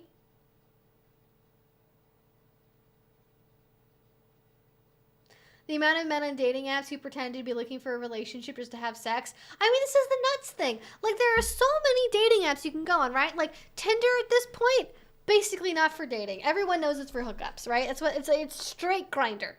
I feel confident saying that. I feel like in a lot of places, TikTok, what was I saying was Tinder. Tinder is straight grinder. You can definitely go on certain dating apps with the expectation that it's for sex. Basically, anything that requires lower effort and is more based on physical appearance is more likely to be about sex. If you're on somewhere like OkCupid, probably less about sex, although I've had lots of people on there where it's clear they're for sex. Field is mostly people that are there for sex, primarily, and that's what you want. It's easy to find on there. Like, there are different dating apps to suit what your, like, dating preference is, but yeah. Yes, sex is exclusively PIV, And this is the nuts thing. Is like, people are like, well, it's sex for lesbians, but it's not if you're straight. And it's like, oh, well, what if you're a man who's having sex with a woman who's not straight? Is it okay for her to not consider only those things to be sex? Like, it's very strange. Very, very strange. A lot of men insist on treating though. Yeah, it's like you have to race them to get to the, like, if you have to anywhere where it's like a counter service, or there's like, you gotta go to the, like, a cash register to check out, you gotta rush to get there to make sure you can split the check first. I had men expecting to perform oral sex after they so kindly offered to give me a lift home. After the first time, I always said, no thanks, I prefer walking. Yeah, I had that happen to me in college too. Yeah, it's crazy. Like, the number of things that a man will do with just for the intention, seemingly, of getting to bone you is, like, no wonder we're paranoid. Like, I feel like I get, like, I'm kind of dismissed sometimes, I feel like, especially on, like, Twitter and stuff. It's like, well, you don't get it because you're asexual and you don't want this, but other women would. And if you were straight, or you were, like, hetero more, like, you would get it. You'd understand women actually want this, and they know it's part of the game. And it's like, well, maybe my audience of asexuals and, like, disproportionate to the general population, but I think that a lot of us, you know, regardless of your gender, honestly, but especially anyone who, like, dates men, anyone who dates men, most of us had experiences where we have had so many scenarios where we learned, oh, this man isn't just being nice to me. He wants something from my body. And if I'm nice to him, he thinks I'm offering my body to him. Like, it quickly becomes a mess where you have to play these weird, like, prediction mind games of, like, if I smile too long at this man in the coffee shop, is he gonna, like, corner me when I'm getting my bike off of the bike rack outside, and then, like, try to ask me out for dinner later or like try to get me to go to his car. Like it's not great. I did hear a conversation once, someone got turned down and called ugly, but still wanted a blowjob. Like, where are these guys getting the idea that girls go for that? Like, I don't know. We just need to get, like, hyper-realistic VR porn, and I think that'll solve some of the problems in society. I don't know. When it comes to apps, I really enjoy the gay approach. If it's sex, there's Grindr, and Tinder/OkCupid is reserved for romance dating. Also, Bar Everyone is very direct with intentions. I feel like Tinder and OkCupid are very different dating apps in terms of why people are on them and what for. I like having different apps with different intentions. I do think that Tinder, at least the straight Tinder, is more like Grindr than OkCupid is, though. In terms of, like, which thing it's most similar to. I matched with a couple of men who... oh, no, wait. I missed it. I missed part of the chat. Okay, I'm trying to keep up here. I don't like having sex with a stranger I just met. Trust and safety issues, and I don't feel like they'll meet my needs. Yeah, that's a big part of it. Like, it's something I've said on Twitter recently. You know, when you're a guy with a penis, and you're doing a hookup, and you're doing the old PIV, you basically, unless you have an erectile issue, which is valid, and I'm not trying to other anyone that has an erectile issue. It is part of life. It is part of a common thing that can happen. You basically are guaranteed that the sex act will end with you having an orgasm and getting your, like, satisfaction, you know? Whereas if you're the receptive partner, especially if you have a vagina, you are much less likely to have that guarantee. Like, you might get a guy who, like, half-heartedly tries to find your clit with his fingers, like, while he's already penetrating you, or you might get somebody who wants to go down on you really badly so they can prove how, like, I don't know, I've had this experience with men on dating apps where, like, they brag about their oral sex skills, but it almost doesn't feel like it's genuinely about the woman being able to experience pleasure for her sake. It's like their ego is invested in being good in this thing because it makes them feel masculine. So even when it's about women's pleasure, it's not even really about women's pleasure. Like, isn't that wild? I just think it's wild that it's like, even when it's like the thing that would be really good for you to be good at for a lot of people, it's still somehow about you. Like, it drives me nuts. I don't know how we got off on this tear, but I like it. Yeah, those prediction mind game mess things up because as a straight man, I'm nice to everyone because I'm genuinely friendly. I'm just a decent person. No, I don't want anything from you. I mean, that's the risk, right? That's always the trouble, is when you are trying to make your predictions about somebody's interaction with you. And I don't think most women go around in life being mean to men because they're afraid of being nice to them, but they will certainly be more circumspect with the way they interact with somebody because they're afraid of being read the wrong way, because it's happened so many times that it's like safer to miss a potential friendly encounter than it is to miss an encounter that was interpreted as being a sexual advance by the recipient, you know?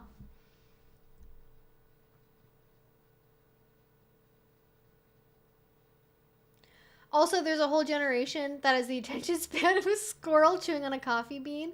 On coffee beans, plural. The traditional process of dating and relating via multiple dates must seem insanely long.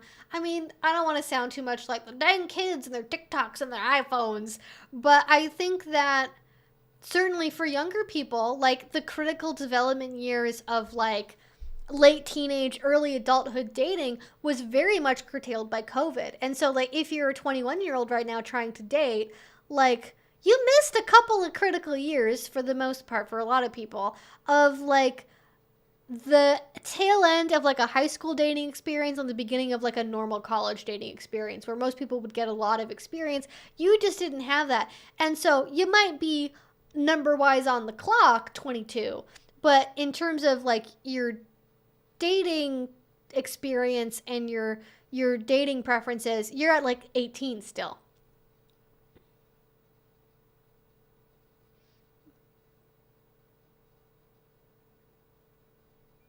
To be the devil's advocate, maybe most men hide their intentions of sex because they'd be treated like weirdos if they were open about looking for sex. I don't know, just guessing.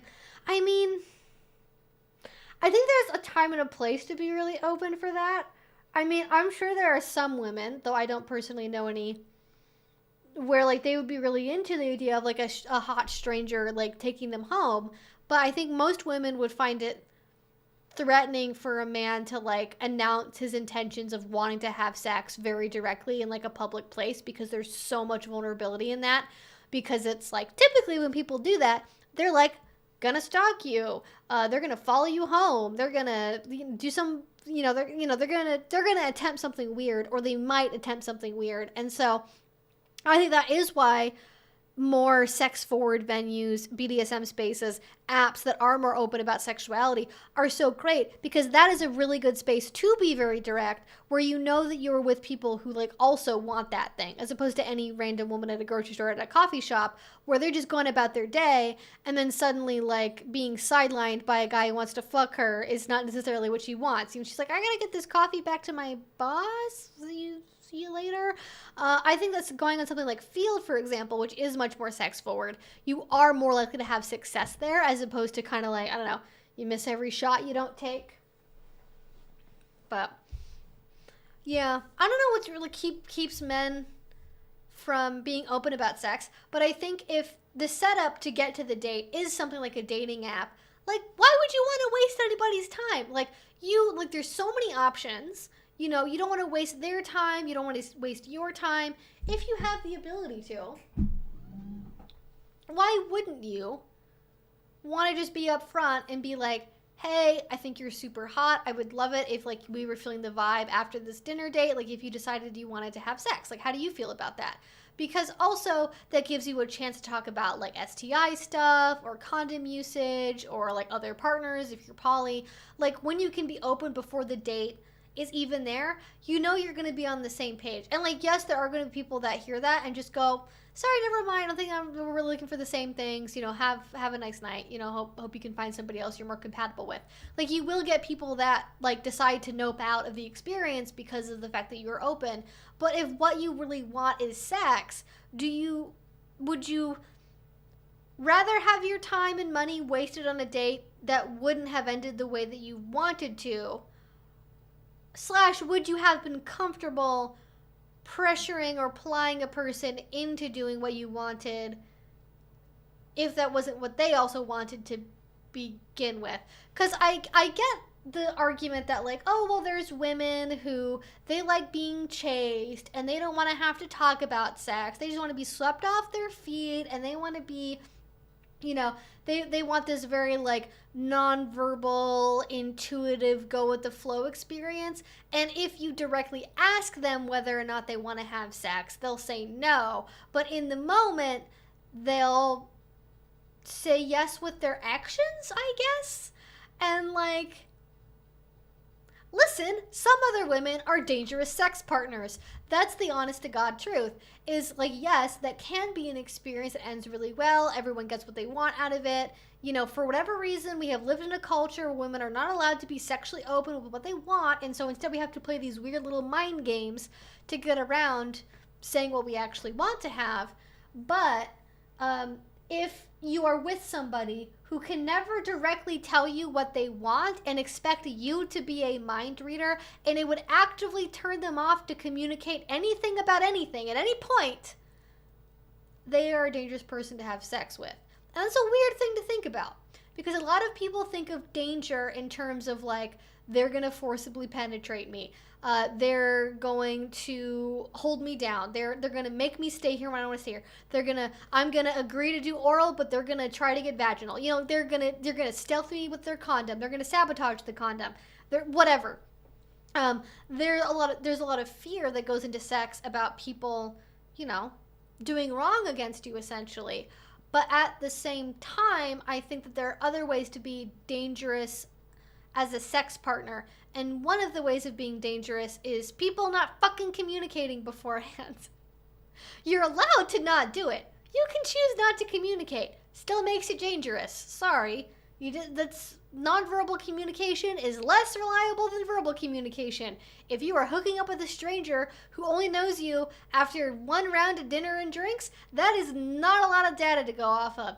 And as somebody who's already very lovely pointed out in the chat, as an autistic and romantic individual, I much prefer when people are upfront about expectations. Yes, there are so many people that are on, especially if you're dating kinky and or poly, there are so many people in those subsections of the world that are somewhere on the autism spectrum.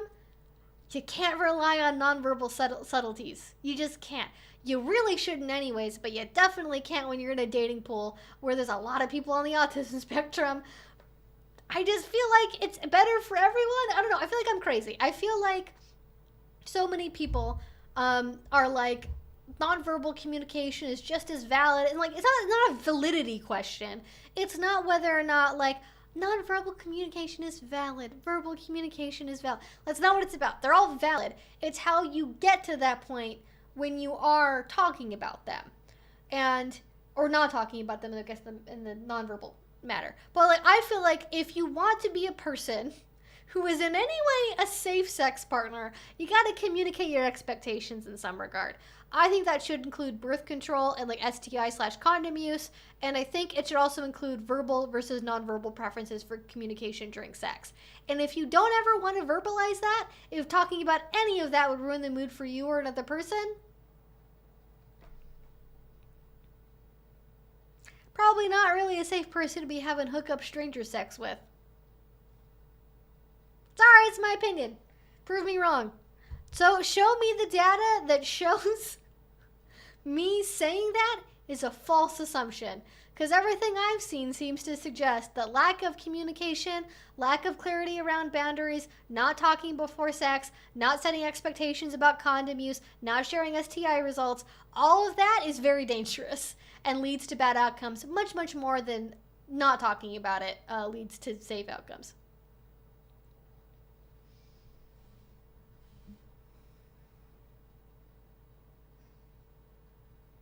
Maybe I'm just in a bubble, but it does seem like a lot of neurospicy people are also kinky. I'm not sure why that is, but I think that is largely true. We are a neurodivergent bunch here. That's also correct. Reminder that you have 20 minutes left. Consider using Streamlabs or Super Chat if you want to cut your question answer tonight. Yeah, I don't think I've answered like 2 questions. Listen, we are having an autism party in the chat right now. I'm not autistic, just to not mislead anyone, but I love y'all. Y'all are great. Love my neurodivergent buddies out there. Or neurospicy, I guess, which is sort of... Neurospicy, I think, is the Gen Z version of, like, glomp or XD.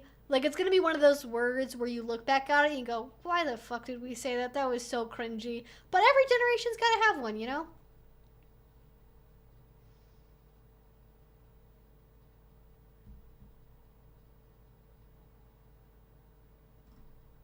Alright, let's look for some more questions. I'm actually kind of surprised it hasn't booted me to the bottom of the chat yet.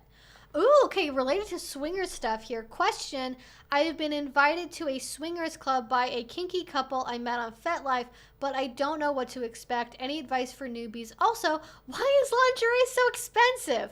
All great questions. So a swingers club is for sex. That's the main expectation that you should know. Different swingers clubs are different. Usually from my experience, you will, if you're a single woman, you will pay almost nothing. If you're a couple or a single man, you will pay out the fucking nose. Typically, there will be alcohol there. There will possibly also be food. Expect people to be some degree of intoxicated while you're there.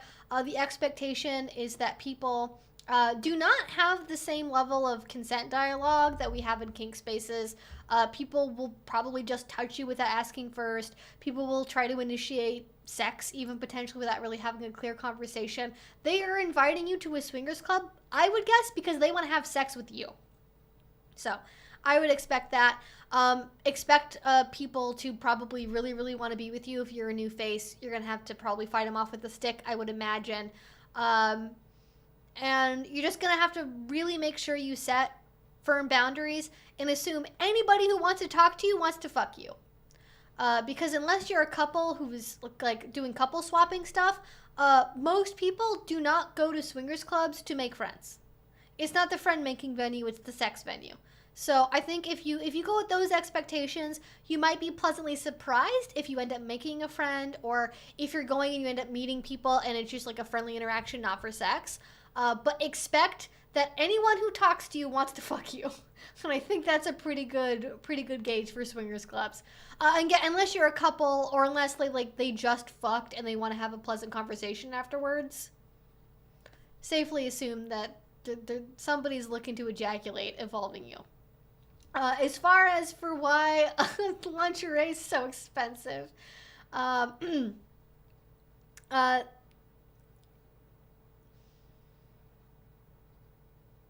illusion of luxury, I guess I would say. There are some lingerie brands where, like for example, like on Etsy, there's shops like Sandmaiden Sleepwear, where it is all like individually handmade pieces made in America, high quality garments, where the price tag is warranted, but most of them are that way, less so for manufacturing and more so for brand over quality, especially Honey Birdette these days. They got bought out a couple years ago. Their quality's gone way down. It used to actually be pretty good quality, but it's less good now. Agent Provocateur is... I think it's still decent quality, but their size range can be kind of limited. My favorite lingerie brand is Else, because they make pretty good size ranges. They make smaller sizes that I can actually fit into, that don't like have huge gaping extra room in the cups. But if you are more blessed in the chest department than I am, it's probably less of a problem for you. But I really like Else lingerie. They're my favorite like go-to brand for stuff, because they do cute sets and fun colors. Yeah. It's expensive, but there's not really a clear reason why.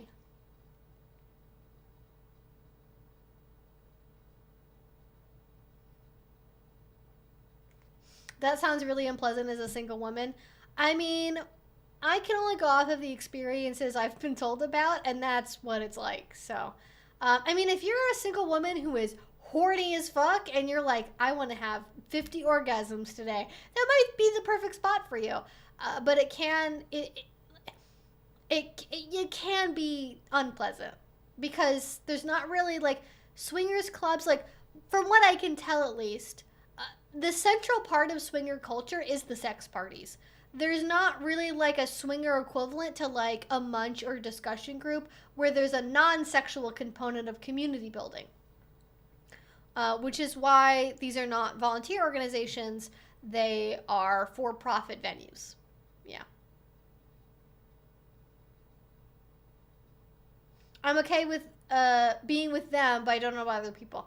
I mean, I guess you'd probably have to communicate to the couple that you're with that you're only there to be with them and you're not necessarily into being with anyone else there.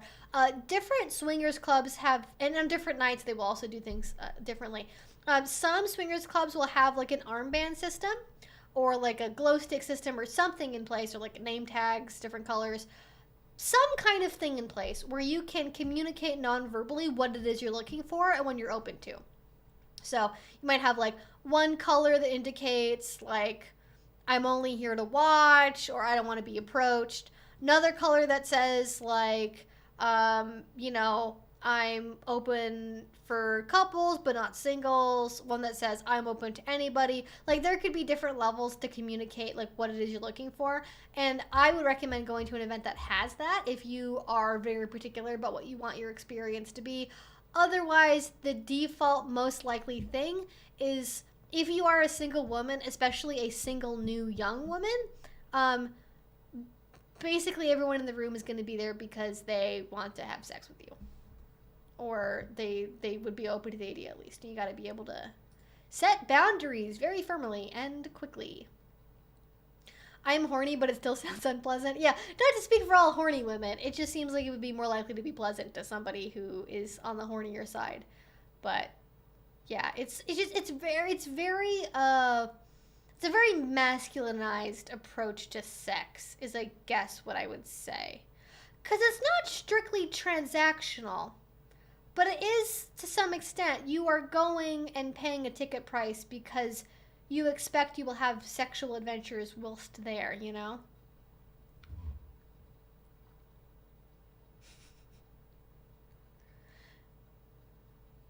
You summed up what I envisioned a swingers club with that. Does any of the clubs require STD blood work report? Oh, probably not. I don't even know what they're. I can't remember. There is a place in Seattle that I was more familiar with the rules of when I went there, and like even I'm looking at like the fancy schmancy place, and all it says on FetLife is basically like, this is the most affordable night to go. No membership required. Dress code strictly enforced. I don't know what can't even see what the dress code is. It just says go to our website for more details. Like typically they don't have any kind of policy about like, unless they're an invite only club, which is a different thing, like an invite only party. They don't usually require any kind of testing. They will usually have safer sex supplies available, but there's not, from what I've seen at least. What the fuck is VIP service? Oh, they have bottle service.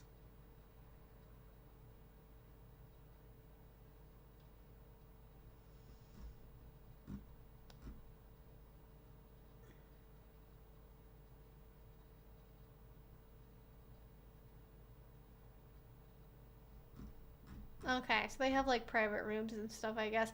I'm trying to figure out, does it actually? Because I don't want to make an assumption about. Oh, they have what? They have a men's dress code and a women's dress code. Oh, there we go.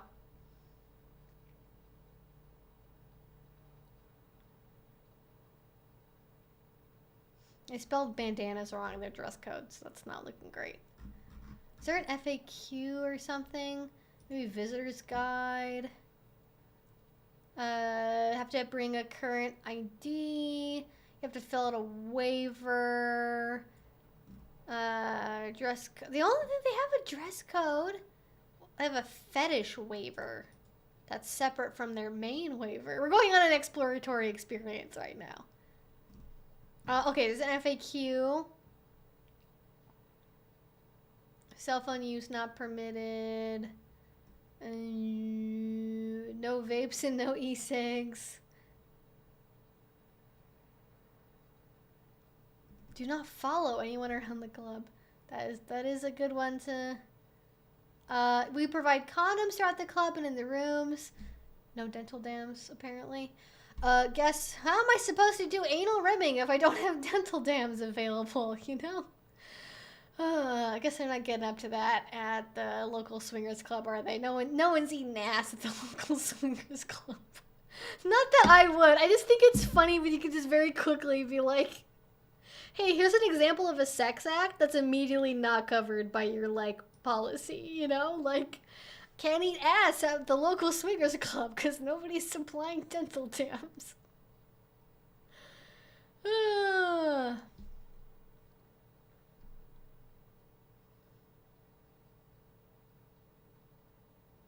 I don't even know what a fetish waiver is. I'm about to figure out and report back to you guys what a fetish waiver means. I was in the middle of reading about the condom use policy. Guests are welcome to bring their own. We recommend this for anyone needing a special type or size. We have wipes, towels, mints, and the mint is a true dedication to the cause. And hand sanitizer throughout the club. We have lube samples available, but guests are welcome and encouraged to bring their own. Guests are able to bring in their own adult toys. Please note all bags will be checked by door staff, and we are not responsible for personal items brought into the club. Okay, so that doesn't sound like they have any kind of testing policy.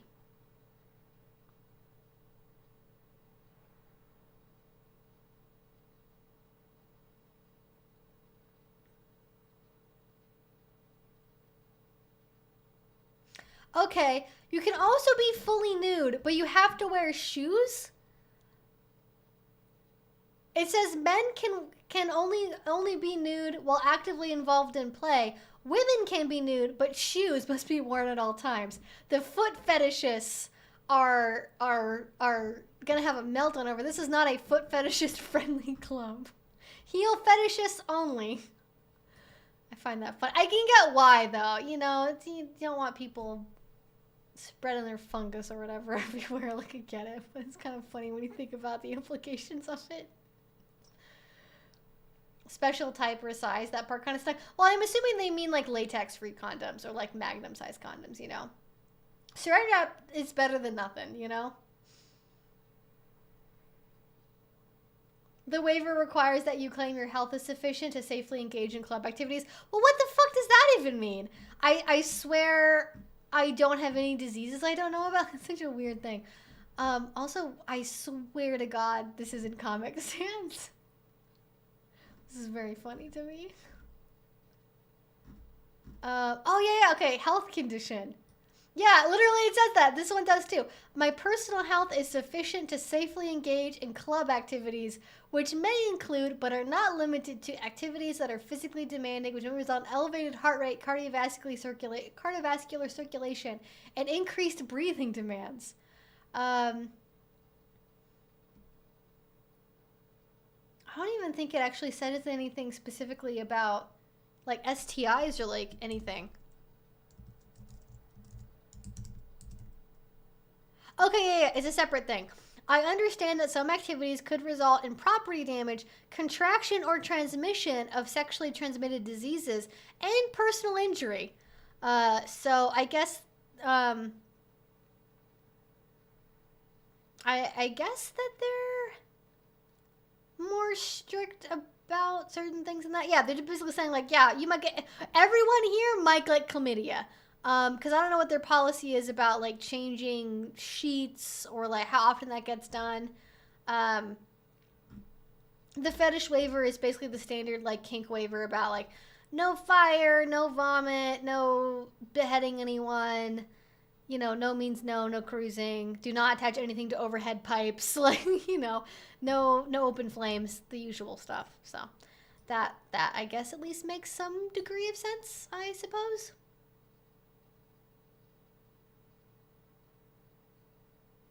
Yeah, it's a CYA by the club to avoid liability on STIs being spread. Yeah, exactly.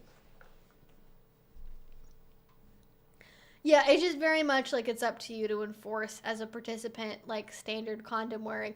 But I cannot imagine, based on anything that I've seen, now that I've been in Portland for a little while and I've been to some more events, even at the ones that are more like kink parties rather than straight up swinger parties, they are very sex heavy, and I don't think I've seen anyone use barrier protection in any of them.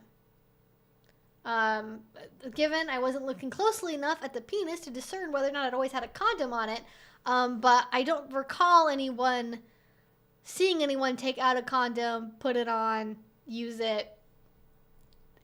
Unless you enforce barrier wearing, most people are not going to do it. Because it ruins the mood, man. Gotta put on a condom? I'm gonna lose my erection if I have to wait to put on a condom. I don't know what the worry is exactly, but it's the only thing I can think of. This is being a little bit hyperbolic with the beheading. But you get, like, it's the extreme stuff, right? Like, extreme kinks are generally not allowed. Also, I would like to point out that my dog is very sleepy and very cute. Look at the dog. Look how sleepy this dog is. Let her sleepiness mesmerize you. Also memorize this photo of how sleepy she is. Look at this. Look at it. Anyways, there you go. Doggo. Doggo, very cute. Okay, oh my gosh, we have 3 minutes left. Time flies. I really want nachos for some reason. I might be able to make nachos. I think I have queso dip downstairs. I might be able to get 50% of the way to a nacho. I did just have nachos the other day, though, for dinner when I went out. So maybe I don't really need nachos. All right, let's see if we can get to one more question without getting completely sidetracked. I haven't seen barrier usage either. Yeah, it does come up. I mean, that's the only reason I don't want to have sex. Like fluid from a surface is like a relatively low transmission risk, but also, like, anyways, I've just had some personal stuff happen recently that'll be in a video soon, where I'm a lot more weary about, like, contracting an invisible STI than maybe I used to be, and you can totally not have symptoms and still absolutely be, like, transmitting a thing. Now, personally, for me, I don't go to these clubs to have sex. I don't want to have sex without barriers. I don't want to have sex with a stranger. I don't want to do any of that. So I'm not really too worried for myself, but it's like I'm worried for other people that are just sort of like, oh yeah, I'm totally clean, it's fine. And then they don't even know that they have a gonorrhea infection. And then they have like a silent infection for years they don't know about. And it like fucks up their body. Like, there's consequences to having things beyond just like, oh, you go take an antibiotic and then you're fine. Like, these days it's a little more complicated than that. Don't make me hungry for nachos, then end the stream. Well, okay, I'm going to at least try to give you some more content before I end the stream. There's an exclusive swingers club in this city that has restrictions based on body aesthetics. For starters, you have to be thin and fit. They literally have size restrictions. I'm actually surprised that the elite club here does not have that restriction, because that was something that at least maybe 10 years ago seemed to be much more common with swingers venues. And from like there was like an old HBO documentary that one of the episodes of it was covering, like it was like a documentary sort of mini series about sex. And there was an episode they did on like swingers clubs, and like there are even now in like Hollywood and LA, I know places like this, where in order to be approved to go to the club, you have to send in photos of yourself to basically be selected by the venue as being attractive enough to be allowed in. What the heck?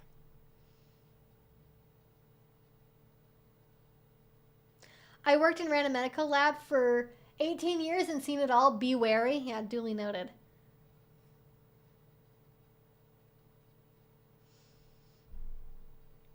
Even people in nursing homes are getting it on, truly. They have size restrictions, but then what about health tests and condom usage? Well, health tests and condom usage doesn't mean you're not ugly because you're fat, which is the mortal sin for swingers, is being fat, apparently, especially as a woman. If you're a single woman who's 20, they will fuck you until you find out that you're over a size 6.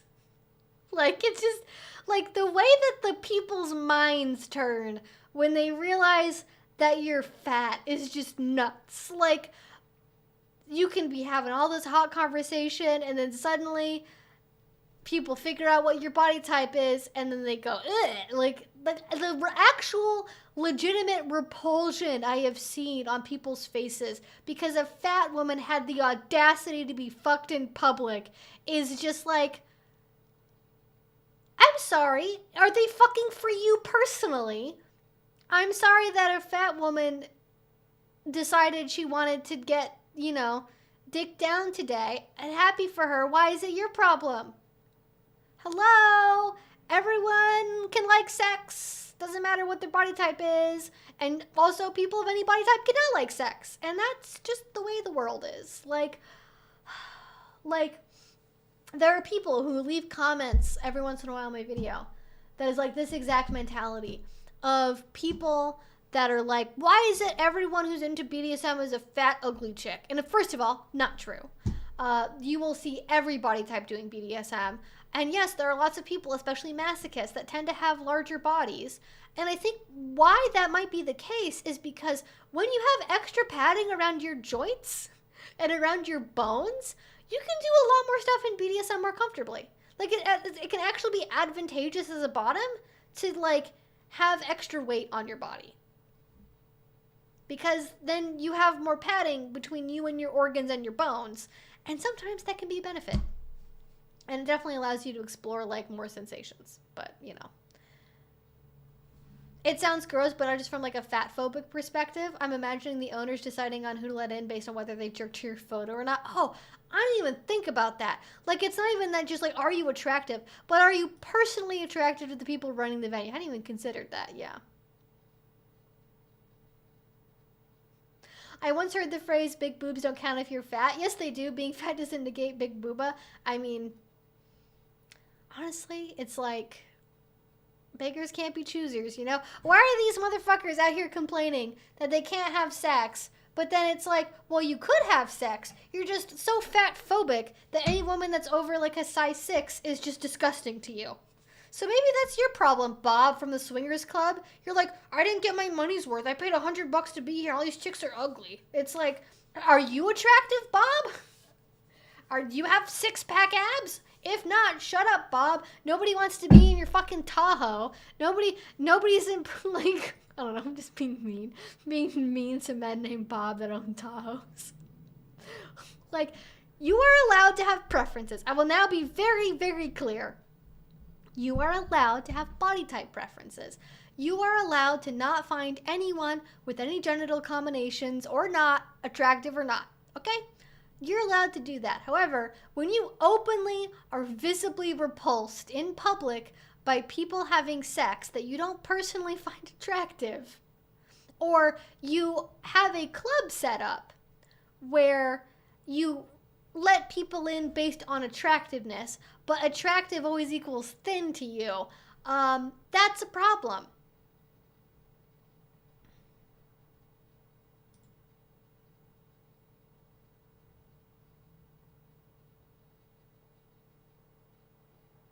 Let's rant against Bob from the Swingers Club. Event question, how early did you have to get Kinkfest tickets? What month did they come out? It was within the month they came out. You had to get tickets. Like, they sold out within like 3 or 4 weeks of tickets being open. Early, like as soon as possible is the answer to that question.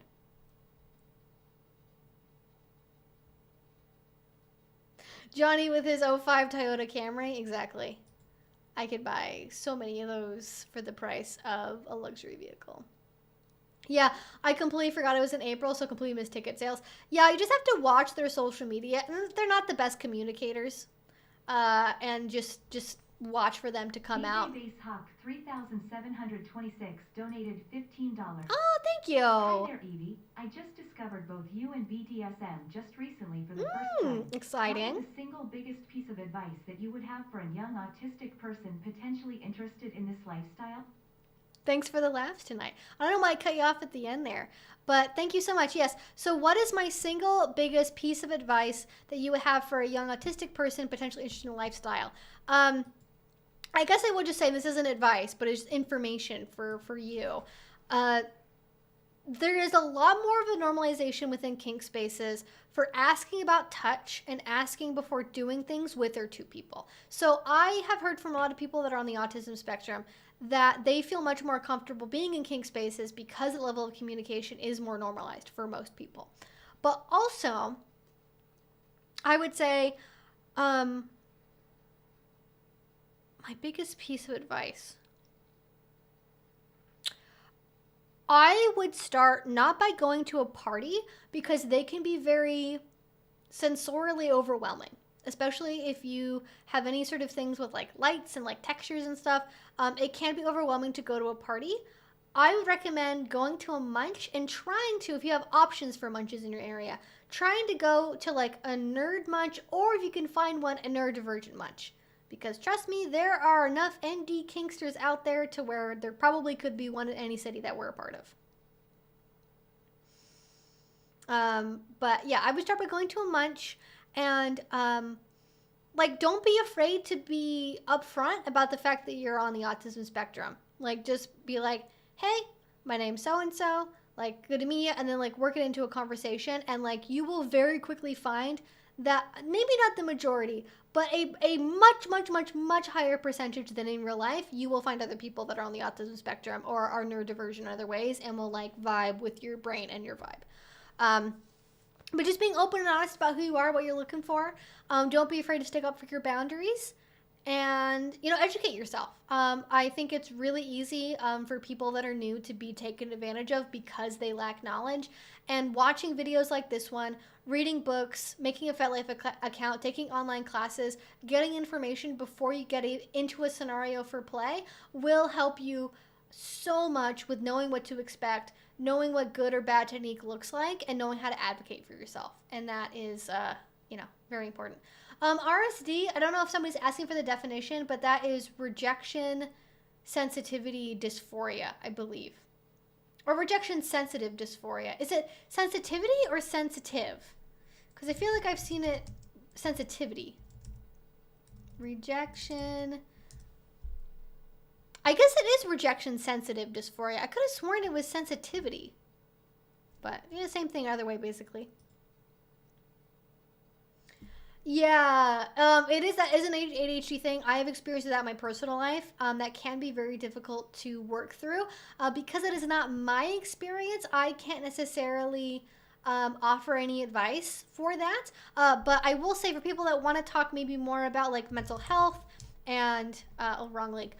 People that want to talk more about like mental health and neurodivergence and all of that good stuff.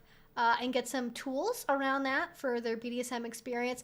There is an online conference that is happening. It's totally free. I've talked about it a couple times before. It's called Thrive Conference, the Thrive Conference. It's thrivevirtualcon.com is the link for it.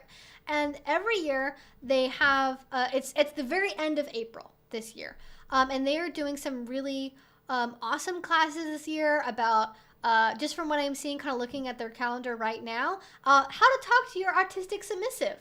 That's one of them. There's experiences with being trans. My superpower is neurodivergence. That's another one. Sobriety in the lifestyle. You're not lazy. Executive dysfunction. So there's all kinds of classes about DS relationship and DS relationships, BDSM relationships more broadly, in regards to attachment styles, ADHD, autism.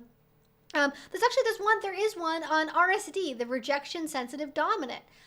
Speaking specifically to that experience, that'll be a class on Sunday, it looks like. Power exchange strategies for ADHD is another one.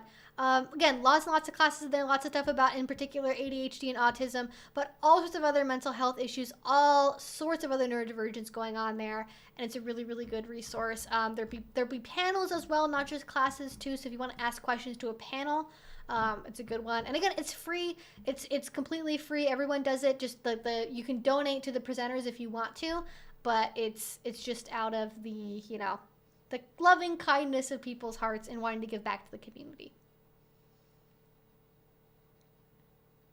Yeah. So if you guys want to see that, I just linked to it in the chat on the YouTube stream, and we're now 10 minutes over. I'm sorry I didn't get to more questions today, but we did stay on topic about swingers. So,